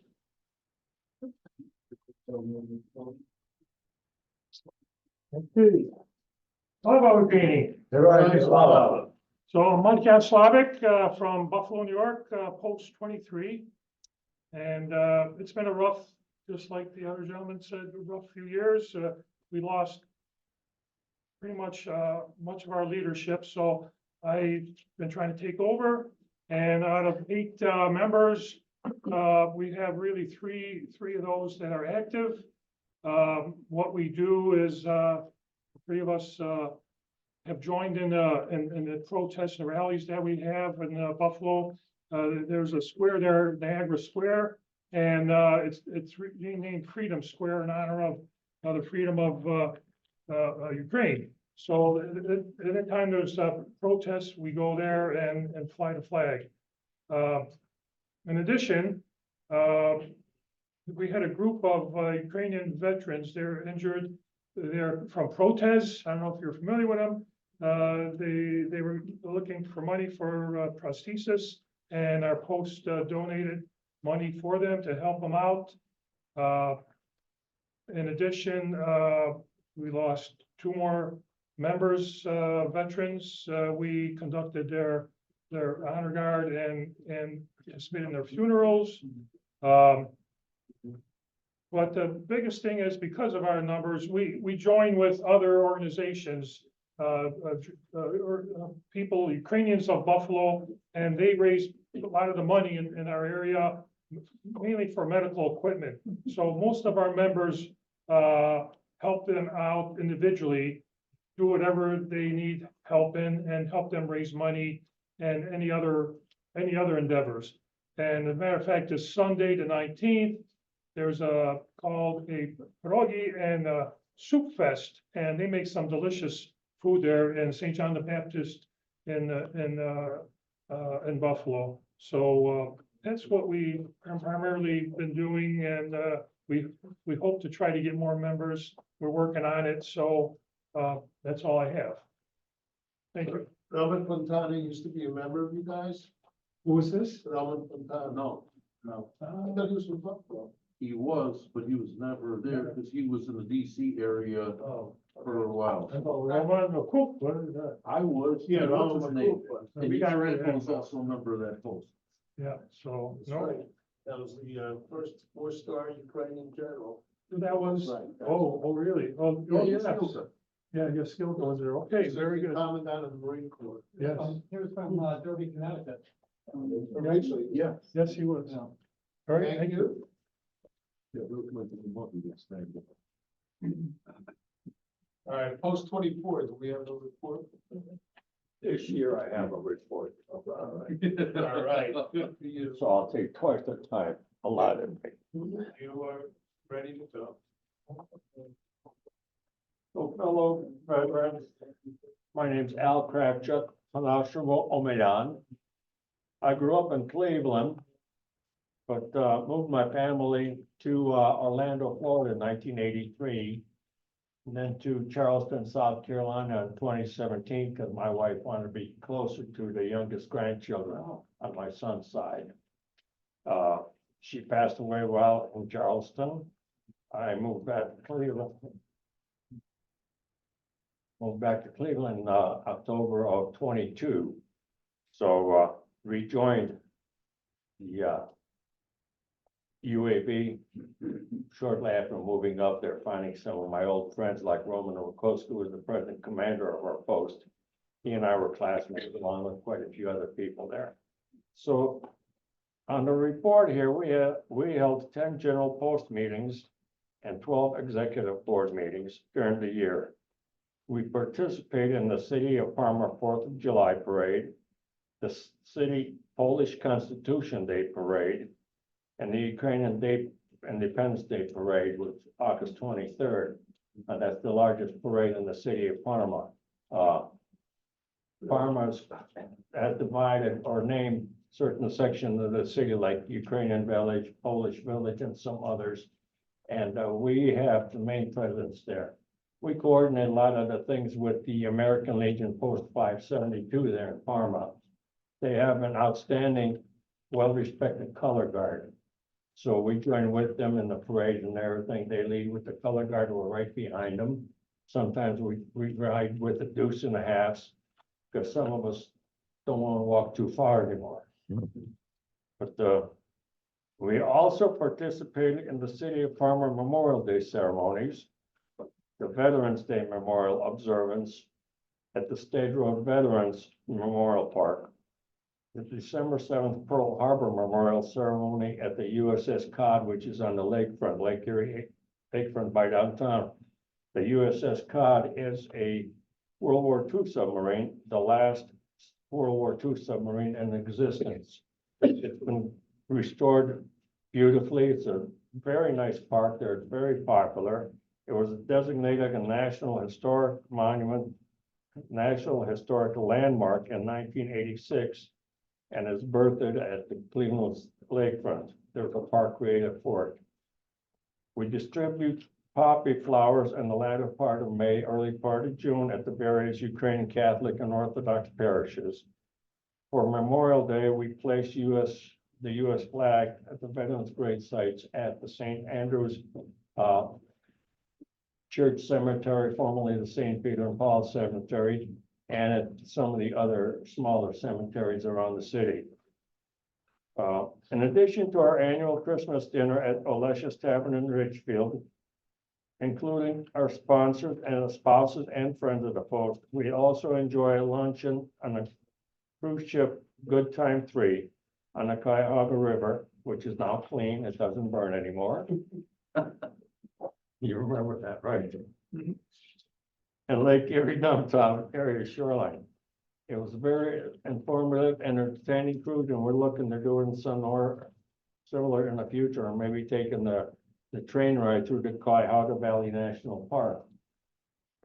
We generously donated through our Zoom and our PLOS youth groups, the Ukrainian Museum and Archives, Maidan, and several Ukrainian church groups that were raising funds for the fight and Russian aggression in our homeland.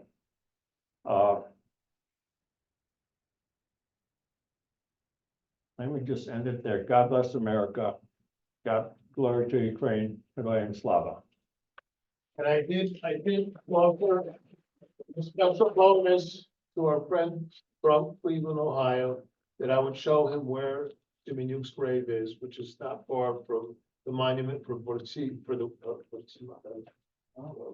Fighters for Freedom, Bortzi volume. So I'm looking forward to it. took me a year to have fun, but thank you. Post 26 is next. Oh, wait a minute. No, he's here. He came back. Yeah, he did come back. So Yado,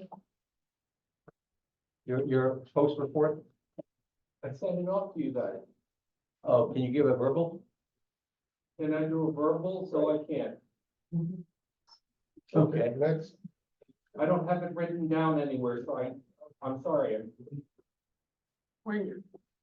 You, well, I mean, if you wanna Give give me any, a couple of minutes. I'll try to track it down. all right. Come Peter up with Pauli, post 27. Come up and do a fun little song and dance. How about post 28? We have, no, we don't want to. So you're all missing 31. Boston plus 31, is anybody gonna give a poster? I already did. All right, no problem, gentlemen. Post 32 next. Post 32, Peter Pinsad, also on finance. Good on TV?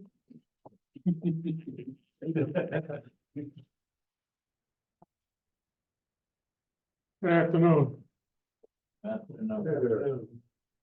Post 32. We are a very active post. We are slowly slowing down because this year, so far, we've lost 3 veterans deceased. And we have 3 in assisted living facilities. So the rest of the membership has difficulties walking because we're not getting any younger. So when I have a meeting where we used to have 25, 30 veterans show up to a meeting, we're barely, the last couple of months, brought in 15 veterans. So a lot of them can't walk, having difficulties. They're still alive and breathing, and they still pay their dues. But it's getting rough. We do have a couple of young recruits. One is as young as 50 and one as young as 30. The 30-year-old has a difficult time attending. He did in the beginning. He's a Chicago policeman. He came to America in 2012 as, from Ukraine. He attended American schools, graduated, and joined the Marine Corps. Graduated and left the Marine Corps after 3 years, came back, got himself a job as a policeman, found out that we have a post and decided to join us. So we don't have too many young recruits joining, or at least if we haven't run into many, but I do run into a lot of old ones. And when you finally ask an old guy to join, he says, I've lasted this long without you guys. Why should I join now? Terrible, bad attitude. However, when I say we're a very busy post, we post colors at various community events. Many Ukrainian communities, organizations feel that it's not an official gathering unless we have the colors posted by the vets with the American anthem and the Ukrainian anthem. Either the music is played or they have somebody singing. This year, we spent quite a bit of time planning for our golf outing, our 3rd annual golf outing. For, 3 years ago, we had a golf outing. We've raised $36,000. And that money went to support 360 women and children only, not men, who were brought to the United States as refugees, parolees. We worked it all out, and each family member and or child received $100, so we only had enough money to help 360. There are many others that need help, but we only raised so much money. Our second golf outing, we raised, when I say we raised it, we're talking profit. Net, $24,000, which went to our humanitarian fund to help the hospitals in Ukraine, what we've been doing since 2019, after I got back from Ukraine. That was mentioned earlier with Itzhak and Ilorutko and 3 other individuals. Since 2019, we've been helping this hospital. We don't get involved in warmongering and war collections. There's enough going on around that with the corporations. The United States was involved and many other organizations. We are helping with rehab. Soldiers that are wounded and need help. And we, as veterans, believe in veterans helping veterans, even though they're not American veterans, but they are the ones. We helped this hospital in Yeville, and they are tremendously grateful. Our 3rd golf outing was dedicated. We made approximately $13,000, as you can see, from 36, 24, 13. It's slowing down a little bit. That money is earmarked towards our monument. UAV 32 is putting up a monument at the St. Andrews Ukrainian Orthodox Cemetery. in Bloomington, Illinois. And it will be dedicated November 1st. August was a very busy weekend for us. Every weekend, there was a different Ukrainian festival. 5 different churches having 5 different festivals. Every church has contacted us. Can we post colors? We've been doing that for years. Last year, a new church opened up in Richmond, Illinois, almost on the border of Wisconsin. Our guys drove all the way up there last year and they invited us back this year. They feel it's not an official ceremony until we post colors on their opening day. On August 22nd, 2 days before Ukrainian Independence Day, UKK, as always, runs the show, but they always have us raise the flag. Opening ceremony, we raise the flag at the Daily Center downtown Chicago. This year, I'm attending the convention with 3 other delegates, Bogdan Dudic, Igor Dragonchuk, and Walter Nalivayko. We have 46 members, so we have 4 delegates.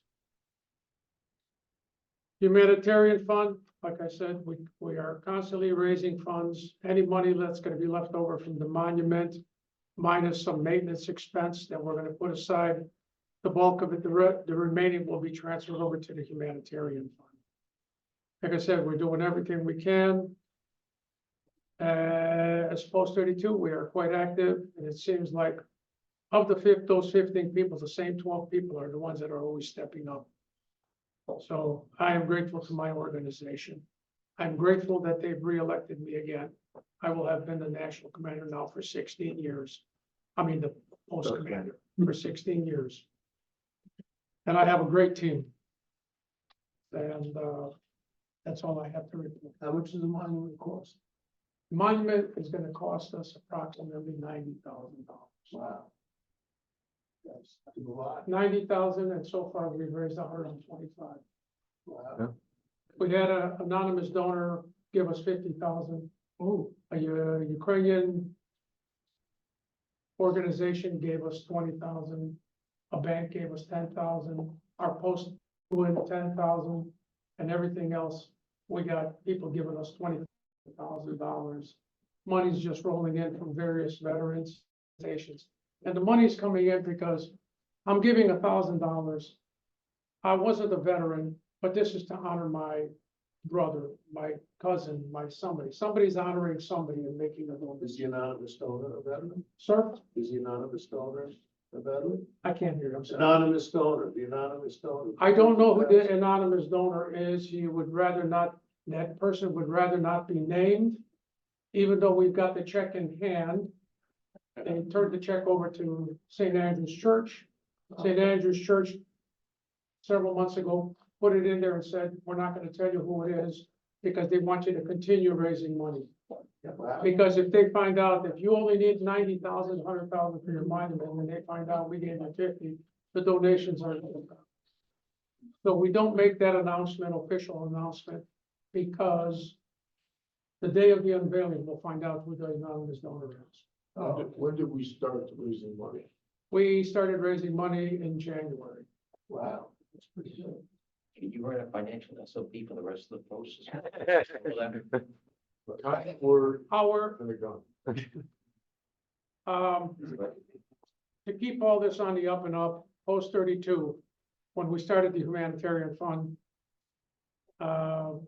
we opened up a separate 501c3 for that humanitarian fund. So any donation people can write off as a tax donation. We did the same thing for the memorial fund. I opened up a 501c3 for the memorial fund. The humanitarian fund, memorial fund are both 501c3s.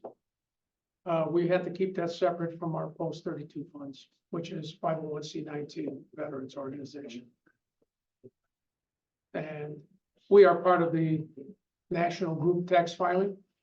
So our dollars are reported through the national tax filing, but not the monument and humanitarian, which I file separately. Any other questions? At this time, officially, I'd like to thank Don Dudic, who's been very big help to our organization. Welcome, Michael, and you hold it. Thank you, guys. Scavenge, post 26. Thank you.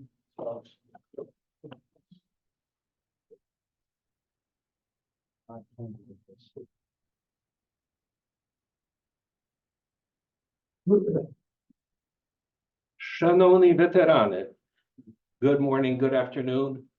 I hope everybody is awake. It's 4:15. I'll try to make this as short as possible. It was kind of a surprise that I had to present this live. First of all, I wanted to introduce us. My name is Jaromir Oreshkevich. We are Post 26. Centered in Washington, Holy Family Ukrainian National Catholic Shrine. Our members are scattered over about a diameter of about 60, 70 miles. So for us to get together for a regular meeting is very difficult. I would say the bulk of our meetings are in Zoom. Thank you, Joe. A little history before we get to our post. In 1995, I was volunteering in General Kondratyuk's office of International Affairs, and we created a list of Ukrainian speakers all throughout the US military. And we used this and we supplied points of contact, POCs, for various missions, Peace Shield, Sea Breeze, etc., with speakers, translators who could accompany the mission to be interpreters. And some of you people here may be on this list. I can pass it around and you can tell me. In 95, this included people who were either Air Guard, Navy, Air Force Reserve, active, any of those services, that you could be put on orders and be able to go to Ukraine to accompany a mission. It did not include veterans who were not in status to be given orders and put on a mission. So probably most of you might not have qualified, but I'll be more than happy to circulate this. Joe, if you could pass on. This is just an FYI more than anything else. I haven't had a chance to show that to anybody in the last 30 years, but thanks to General Kondratyuk's benevolence in his office, I was in there one day a month. This was before internet, before cell phones, before anything else, and we had to use their Autobahn to contact Ukrainian speakers. So I was calling a guy in Fort Richardson, Alaska, a guy in Budapest, Hungary, all over the world, literally, to check on their language ability. And if they sounded good, that I could communicate with them the way we needed to, we put them on the list. And some of these guys, if you don't see your name, or if you don't see a name you think should have been, it could have been because his language may not have been up to the standards that we needed to be an interpreter. Okay, so now to Post 26, now that I've gotten that proviso. We have existed for a total of 4 years.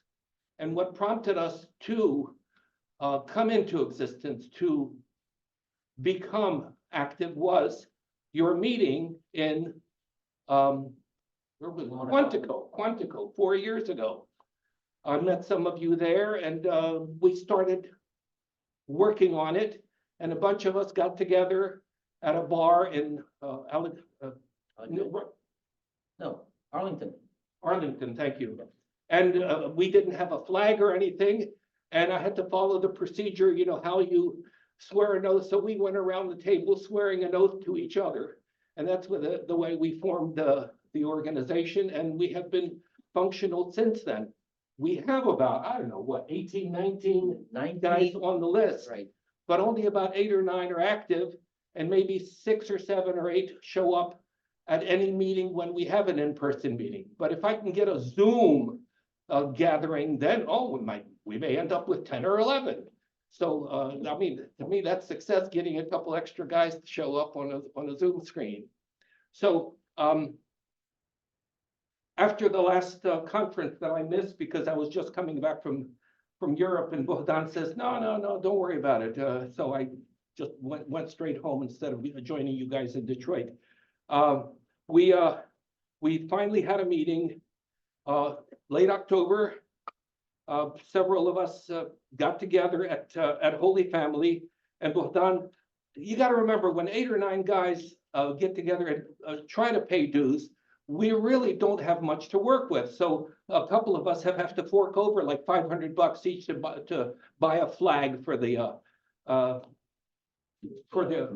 unit, and then flag poles and a few other things. So we're actually operating at a constant deficit because the kitty owes each of us several $100s for the stuff that we've already invested in the thing, and I'm sure some of you guys can relate to that. All right. A friend of ours, one of our members, is Darian Yachok.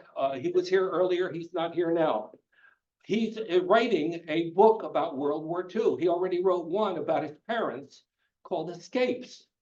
Some of you may have already seen it. It's very interesting, and I know that I've talked with a couple of you guys here that have a story similar to what his parents went through. Anyway, Darko is writing a book about World War II and the birth of a new style of warfare.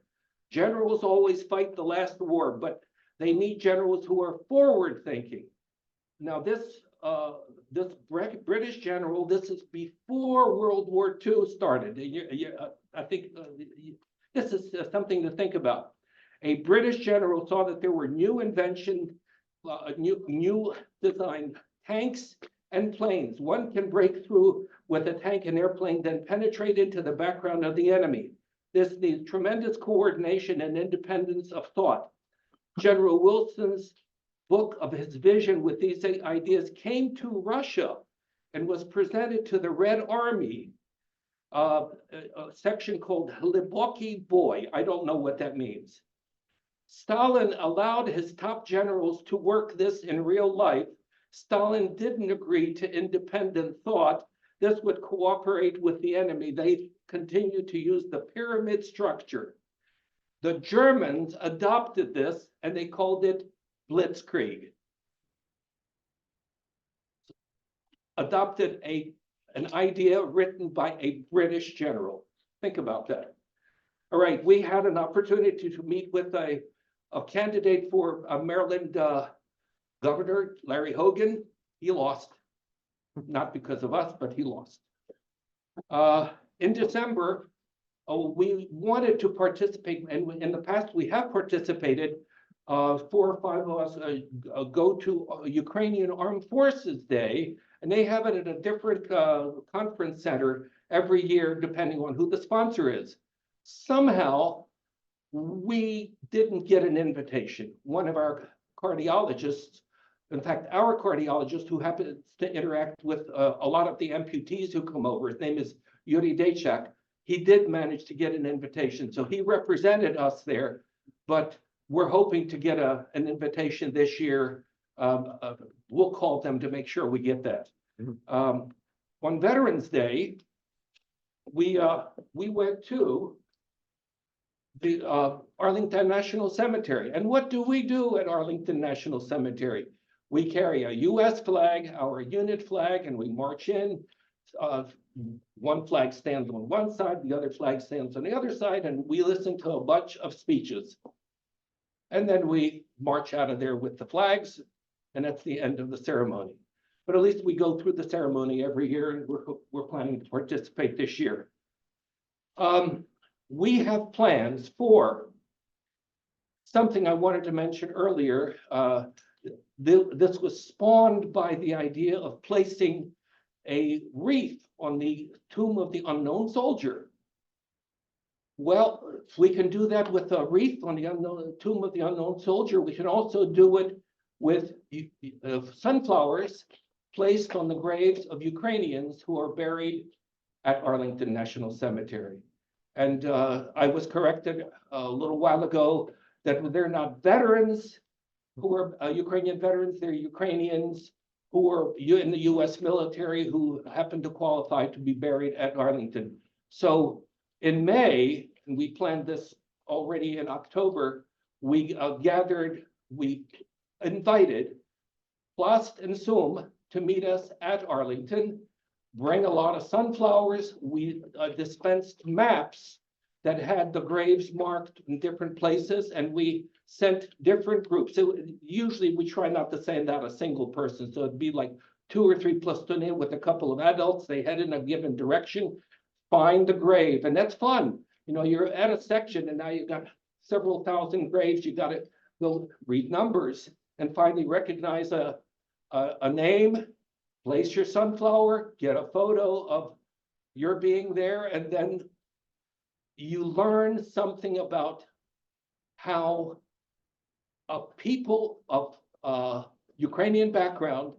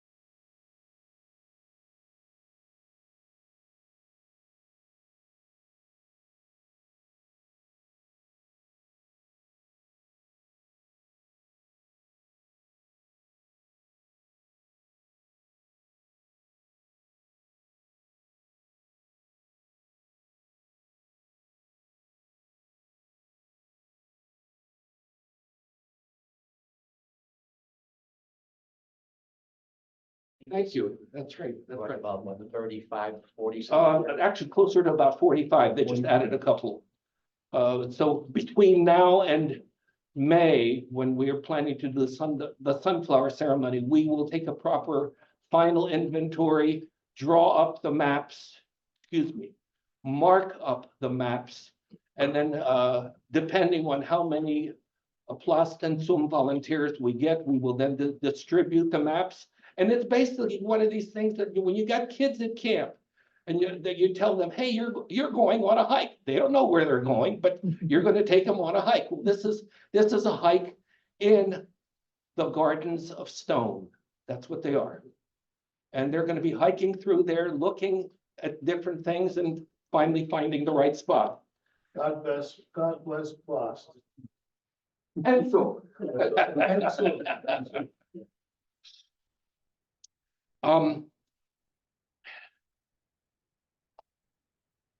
In February, we have our annual gathering at the Lincoln Memorial.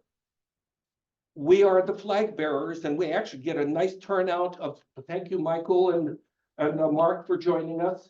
We go to the Lincoln Memorial, everybody assembles in a. And the speeches they're given there, and we also march from there, usually to the, is it the consulate? Or is it, yeah. So the Russian ambassador. Back to the Russian There ambassador. you go. Now, the mayor of Washington had a thing called the Black Lives Matter Plaza, where the Russian embassy is. They actually have Nemtsov Plaza, and it's labeled as such with a sign there, kind of, thorn in their side. We can't do the same thing on 16th Street in front of the residence of the Russian ambassador. But all the children take these huge chunks of not crayons, what are they? Chalk. They're different colored chalk. And they design, because we're standing literally in the middle of the street, blocking the street, and they draw up everything that they can in front of the embassies, not embassy, it used to be the Soviet embassy, but now, so, and then the Russians have to, look at that until somebody decides to wash it off. But at least we get the pleasure of being a thorn in their side on that particular day.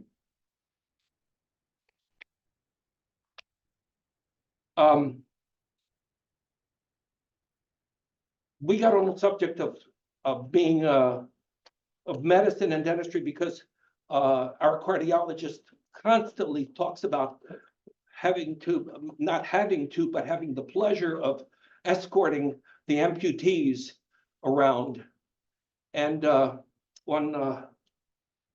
one of those occasions that we talked about that, I mentioned the fact, and this is something that should concern every one of you guys that likes to be out in the sun.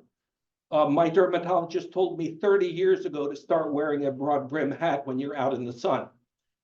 And I started to, but that didn't stop what happened to me. I ended up getting squamous cell carcinoma right here on my nose. And she said, oh, that's probably started 30 years ago. I said, no, more like 50 years ago, because that's when I spent a lot of time. So if you like being in the sun, fine. Wear a broad brim hat, wear Formula 50 or wear Formula 100 stuff when and you'll still get skin cancer. So make sure you get yourself checked out regularly by your dermatologist. I hadn't been checked by a dermatologist, I mean, full body in several years, and she found a little dot there, and it was an interesting experience. As a matter of fact, I still have a little bump from that I haven't been able to squeeze down. So look out for yourselves. Extend your longevity. We have the pleasure and the privilege of getting Joe Nasevich to assist us with our Zoom meetings, which we have periodically. The great thing is that the Zoom provides us with an AI summary. So we don't have to sit there and write what everybody said, because that summary gives it to you right there. So I caution everybody, don't say anything inflammatory. Oh, well, sometimes we do anyway, but we get a nice summary. So we're always looking at this and, oh, is that what I said? You know, kind of feeling.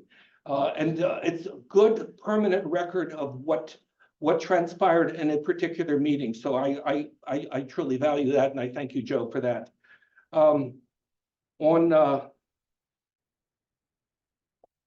to skip down to. Mention the festival at the St. Oh, no, before that. We, on the 24th of August, Ukrainian Independence Day, we have a gathering in front of the White House. And one of our members, who is not here, but he's a very, very prolific writer. He's already got 2 books out.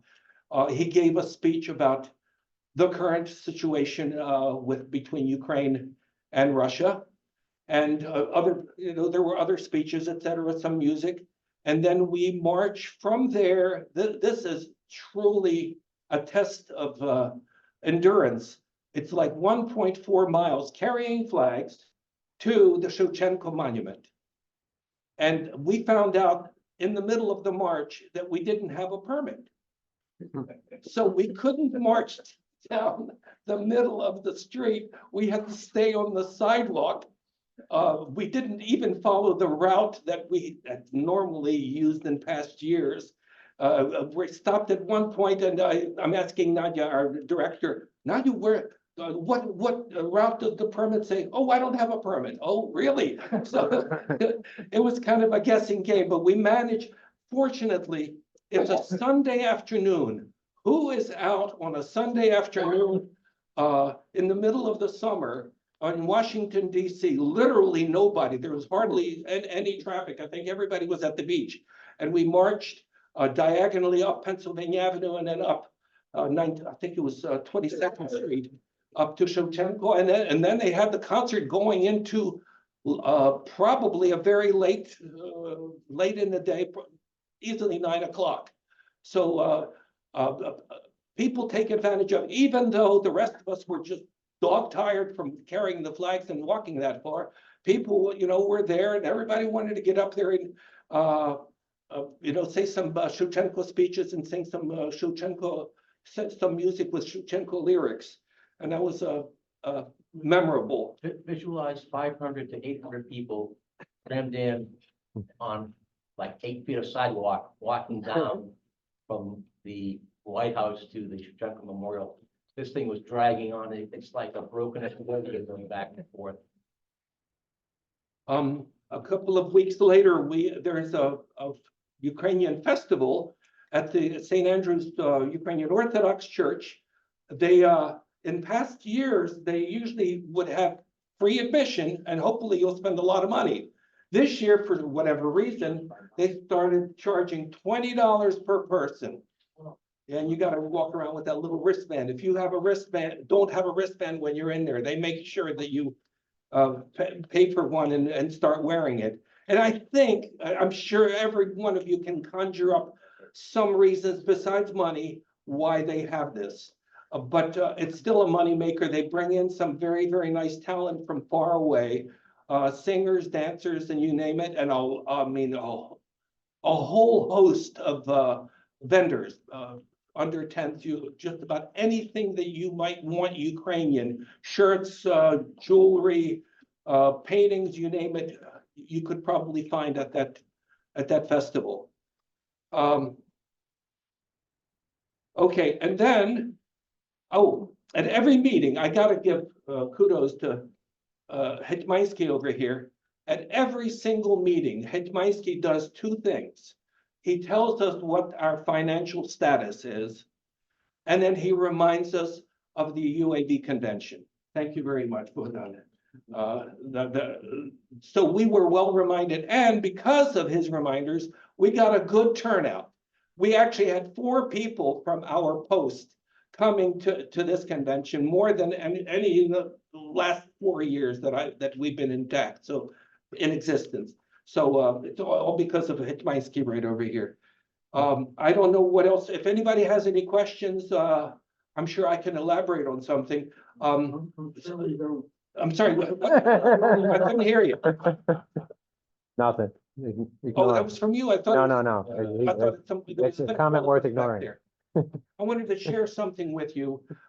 This is and this has to do with a lot of what you do in your daily lives because you are Ukrainian in a non-Ukrainian okay, you're Ukrainian in America, but it's an old Ukrainian fairy tale. Mother cat is walking down the street with her kittens. A dog comes upon them. The dog starts barking at them. The kittens are terrified. The mother cat comes up to the dog and she looks him right in the snout and she starts barking at the dog.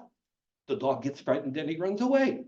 The mother cat turns to the kittens and says to them, "It's nice to know another language." So thank you very much. All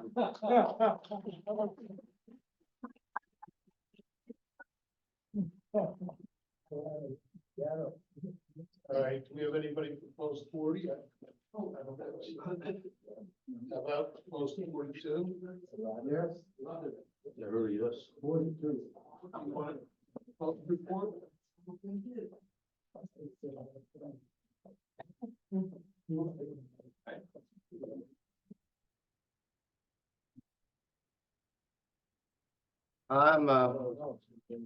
Good afternoon, gentlemen. I am Kerry Dew. I am the Vice Commander of Post 42. In November of 24, we had our annual fundraiser, the Basket of Cheer, in which we successfully raised $1,500.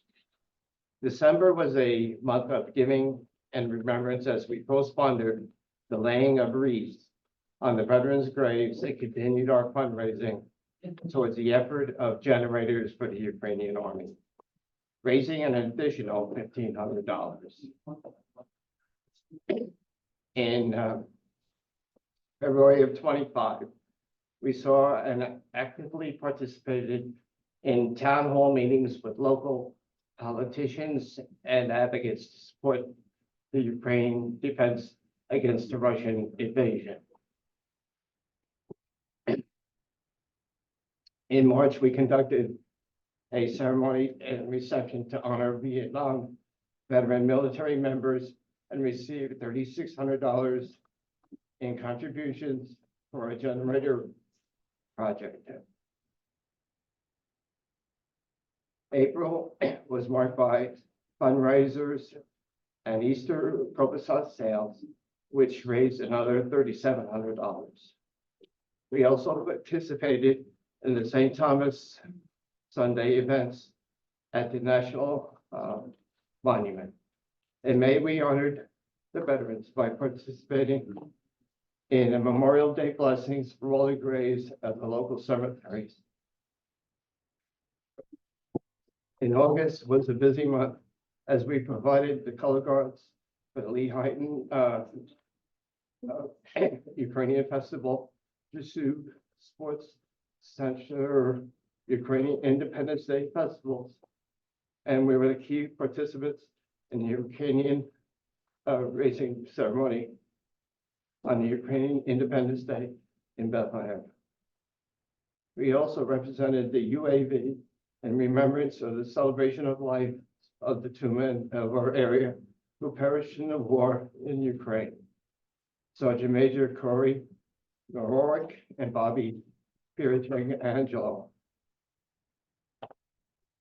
In September, we reviewed our commitment to team building at the post picnic. In furtherance of our Generators for the Ukraine program, we ran a raffle offering a week in Cancun, Mexico resort, generously contributed by the Red Stag Pub in Bethlehem, raising an impressive $6,600. All told, during the year, since the last convention, we raised $17,575. That was used to buy solar power generators for the soldiers in Ukraine.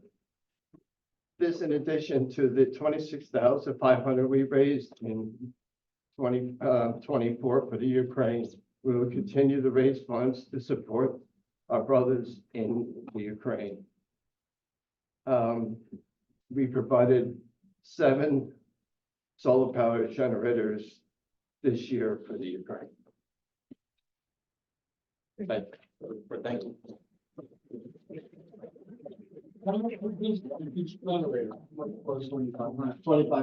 Yeah, that's the one. So I thought.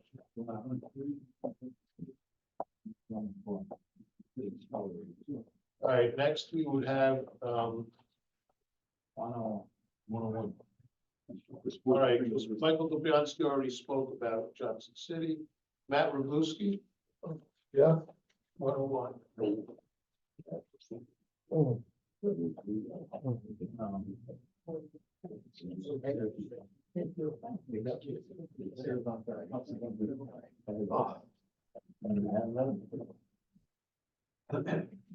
Good afternoon, Matthew Robleski, Post 101. Everyone received our the report. You have it in your folder. We started out last September. We had just the past convention in the city of Warren, Michigan. And we had rave reviews. What a great job we did. Had a lot of work. At the banquet, we had 200 people that attended the banquet. It was excellent turnout. And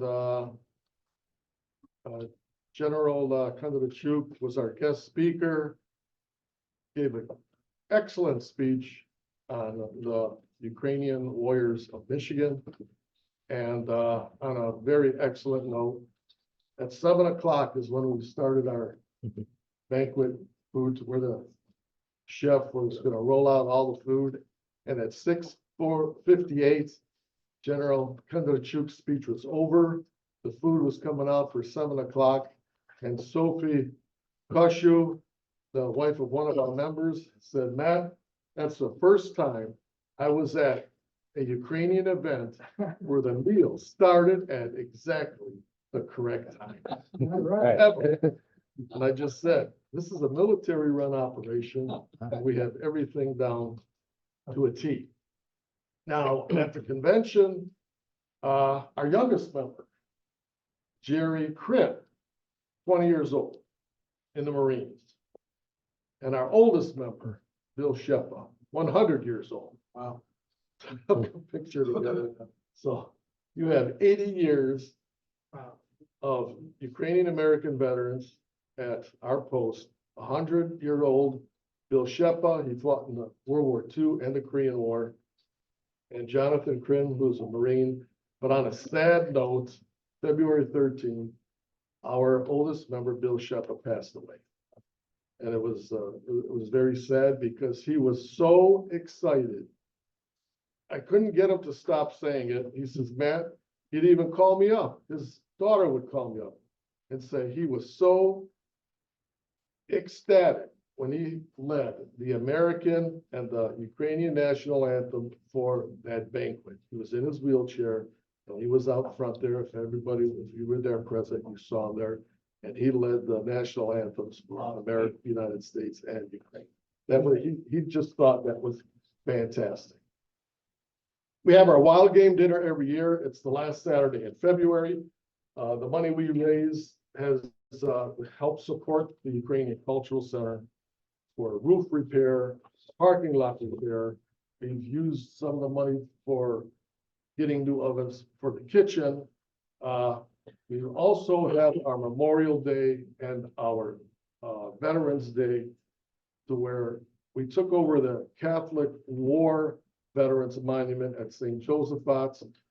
We have an event there, raising of the flags, and we march across the street to the Ukrainian American Veterans Monument, and we raise the flags there. The priests bless both locations, and it's excellent events. And then after that, we have lunch and meal in the Ukrainian Cultural Center. And the rest of the report is the meetings that we've had.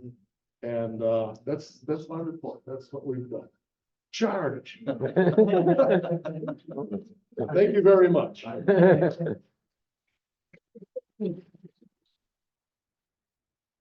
Last but not least, Nick Skirka, post 301. Say the real ghost killer. We're hungry here. Nick, they saved the best for last. Okay. I'm Nicholas Gerka, post 301 from Yonkers. Some of the things that we do the veteran events for the city, and we attend the Gold Star Mothers Memorial Day and different parades and things like that. We also attend the festivals in Yonkers, Stanford, and up in Suziq, and we do the color guard for the St. Patrick's Cathedral every month, which is coming up in November. And then we attend St. Andrew's Cemetery to do the flag decorations there every year as well. A couple of us go to the DAV meetings in Greenberg, and I make small presentations about the war in Ukraine there.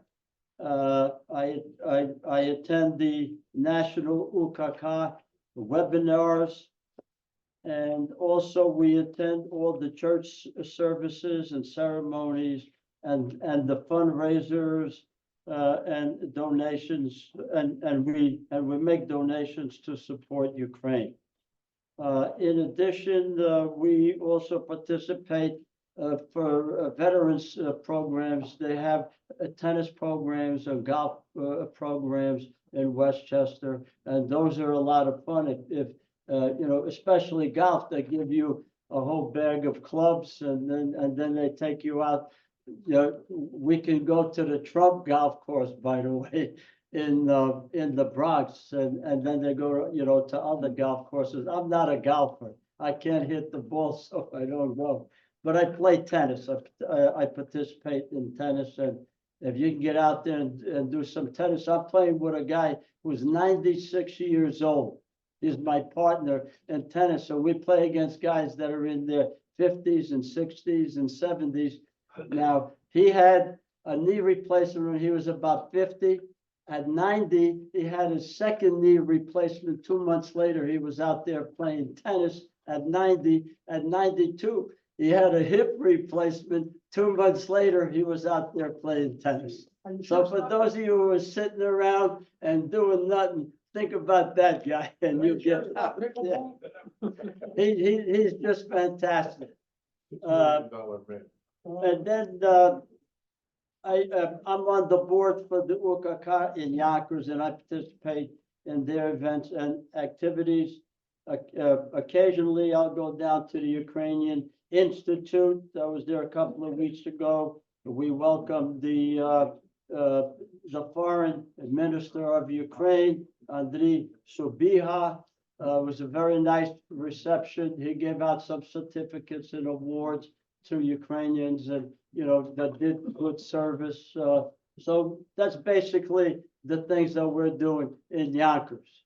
Any questions? No. Okay, I know you're all hungry. Enjoy your supper.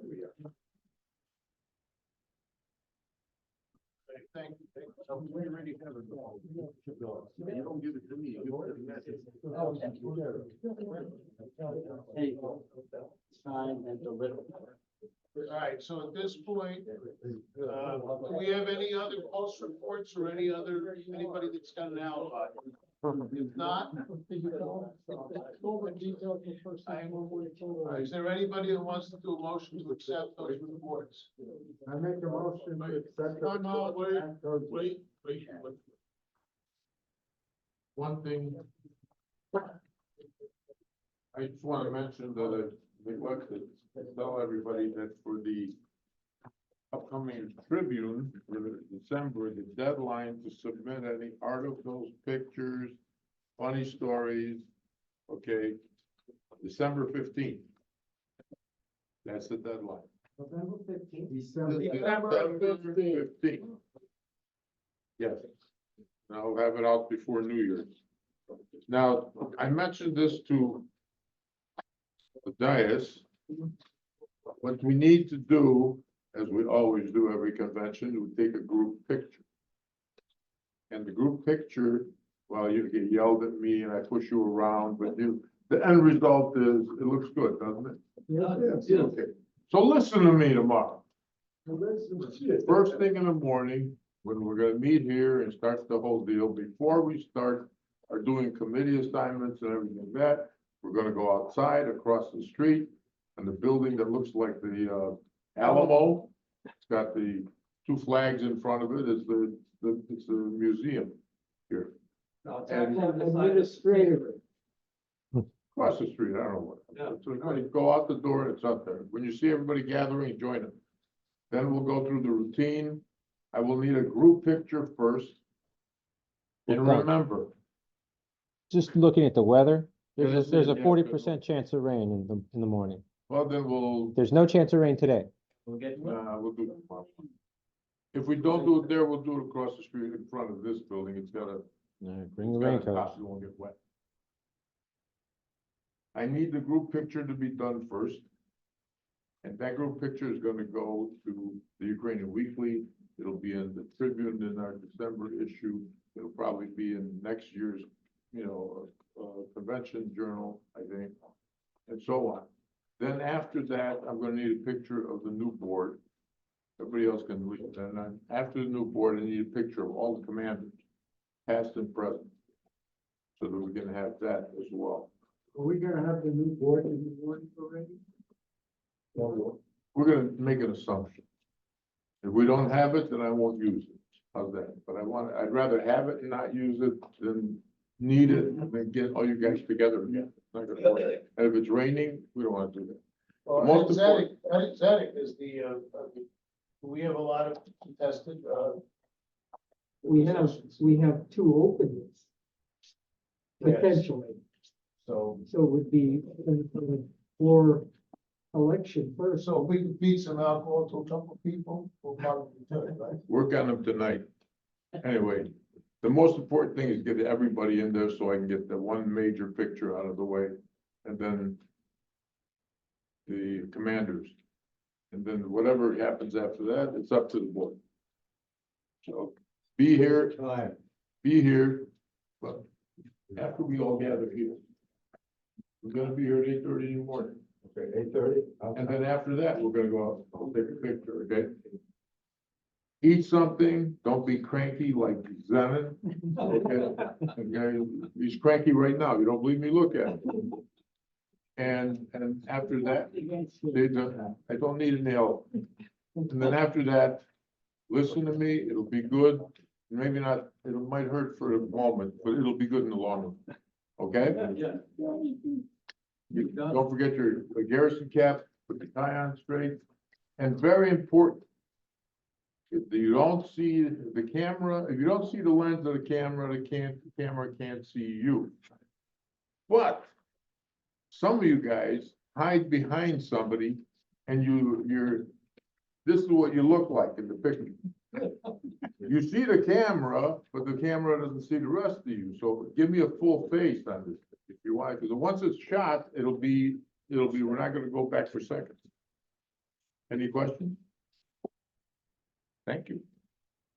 Okay. Other thing, about new business and old business. Yeah. Tomorrow. What about it? It had needs to be inserted into the, Well, yeah, I don't know where. You guys. Yeah, you're right. Only somebody had mentioned this 2 months ago, like you did. After the picture, we just put it in. probably for the committee breakups, I would say. I don't know. Thoughts on that? After what? After the committee breakups, or before the committee breakups? Well, I mean, we have time right now to decide who wants to be on what committee. Is that correct? It's on the agenda. But yeah, it'll be about a half hour. You've got the list. The only one that really can be is for this list. Peter on the People want to go and change. Because you can't be on the finance committee because you're being audited. You're reporting an audit. I'm not releasing these books out of my site. Yeah, but I'm I saying will you be can't there. head you I can't will head be the, there and, yeah, you present, but you don't issue the report. understood.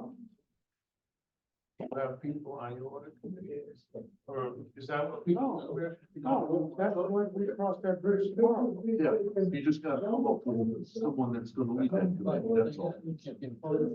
Because he reports to the committee. I think what better is, do we want to assign members in the day? Yeah, do we want to assign people? We can do that, we can do it right now. Yeah, that's what I'm saying. No, you have a lead. Committee. The people go where they're. So, I know, the ride to the dinner at 5:30. You might have more people. Tomorrow. We decide tomorrow.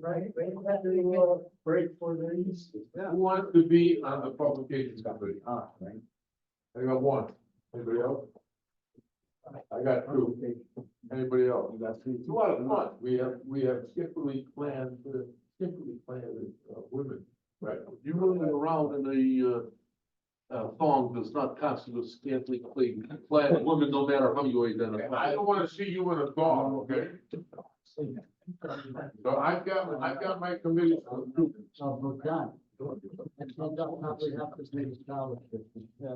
Anybody else? Yes, that's like every.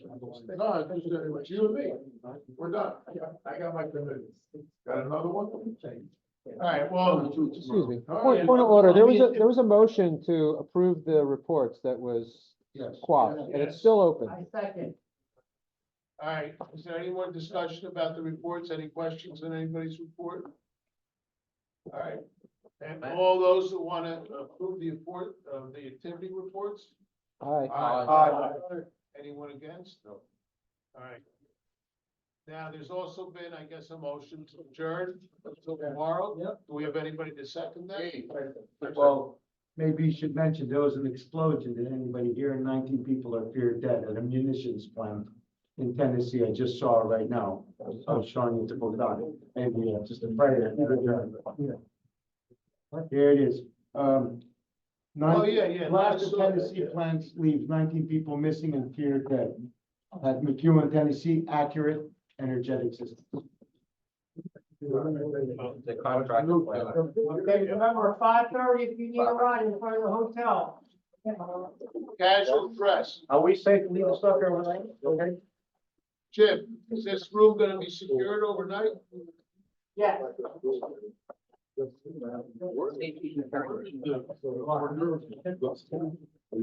a ride.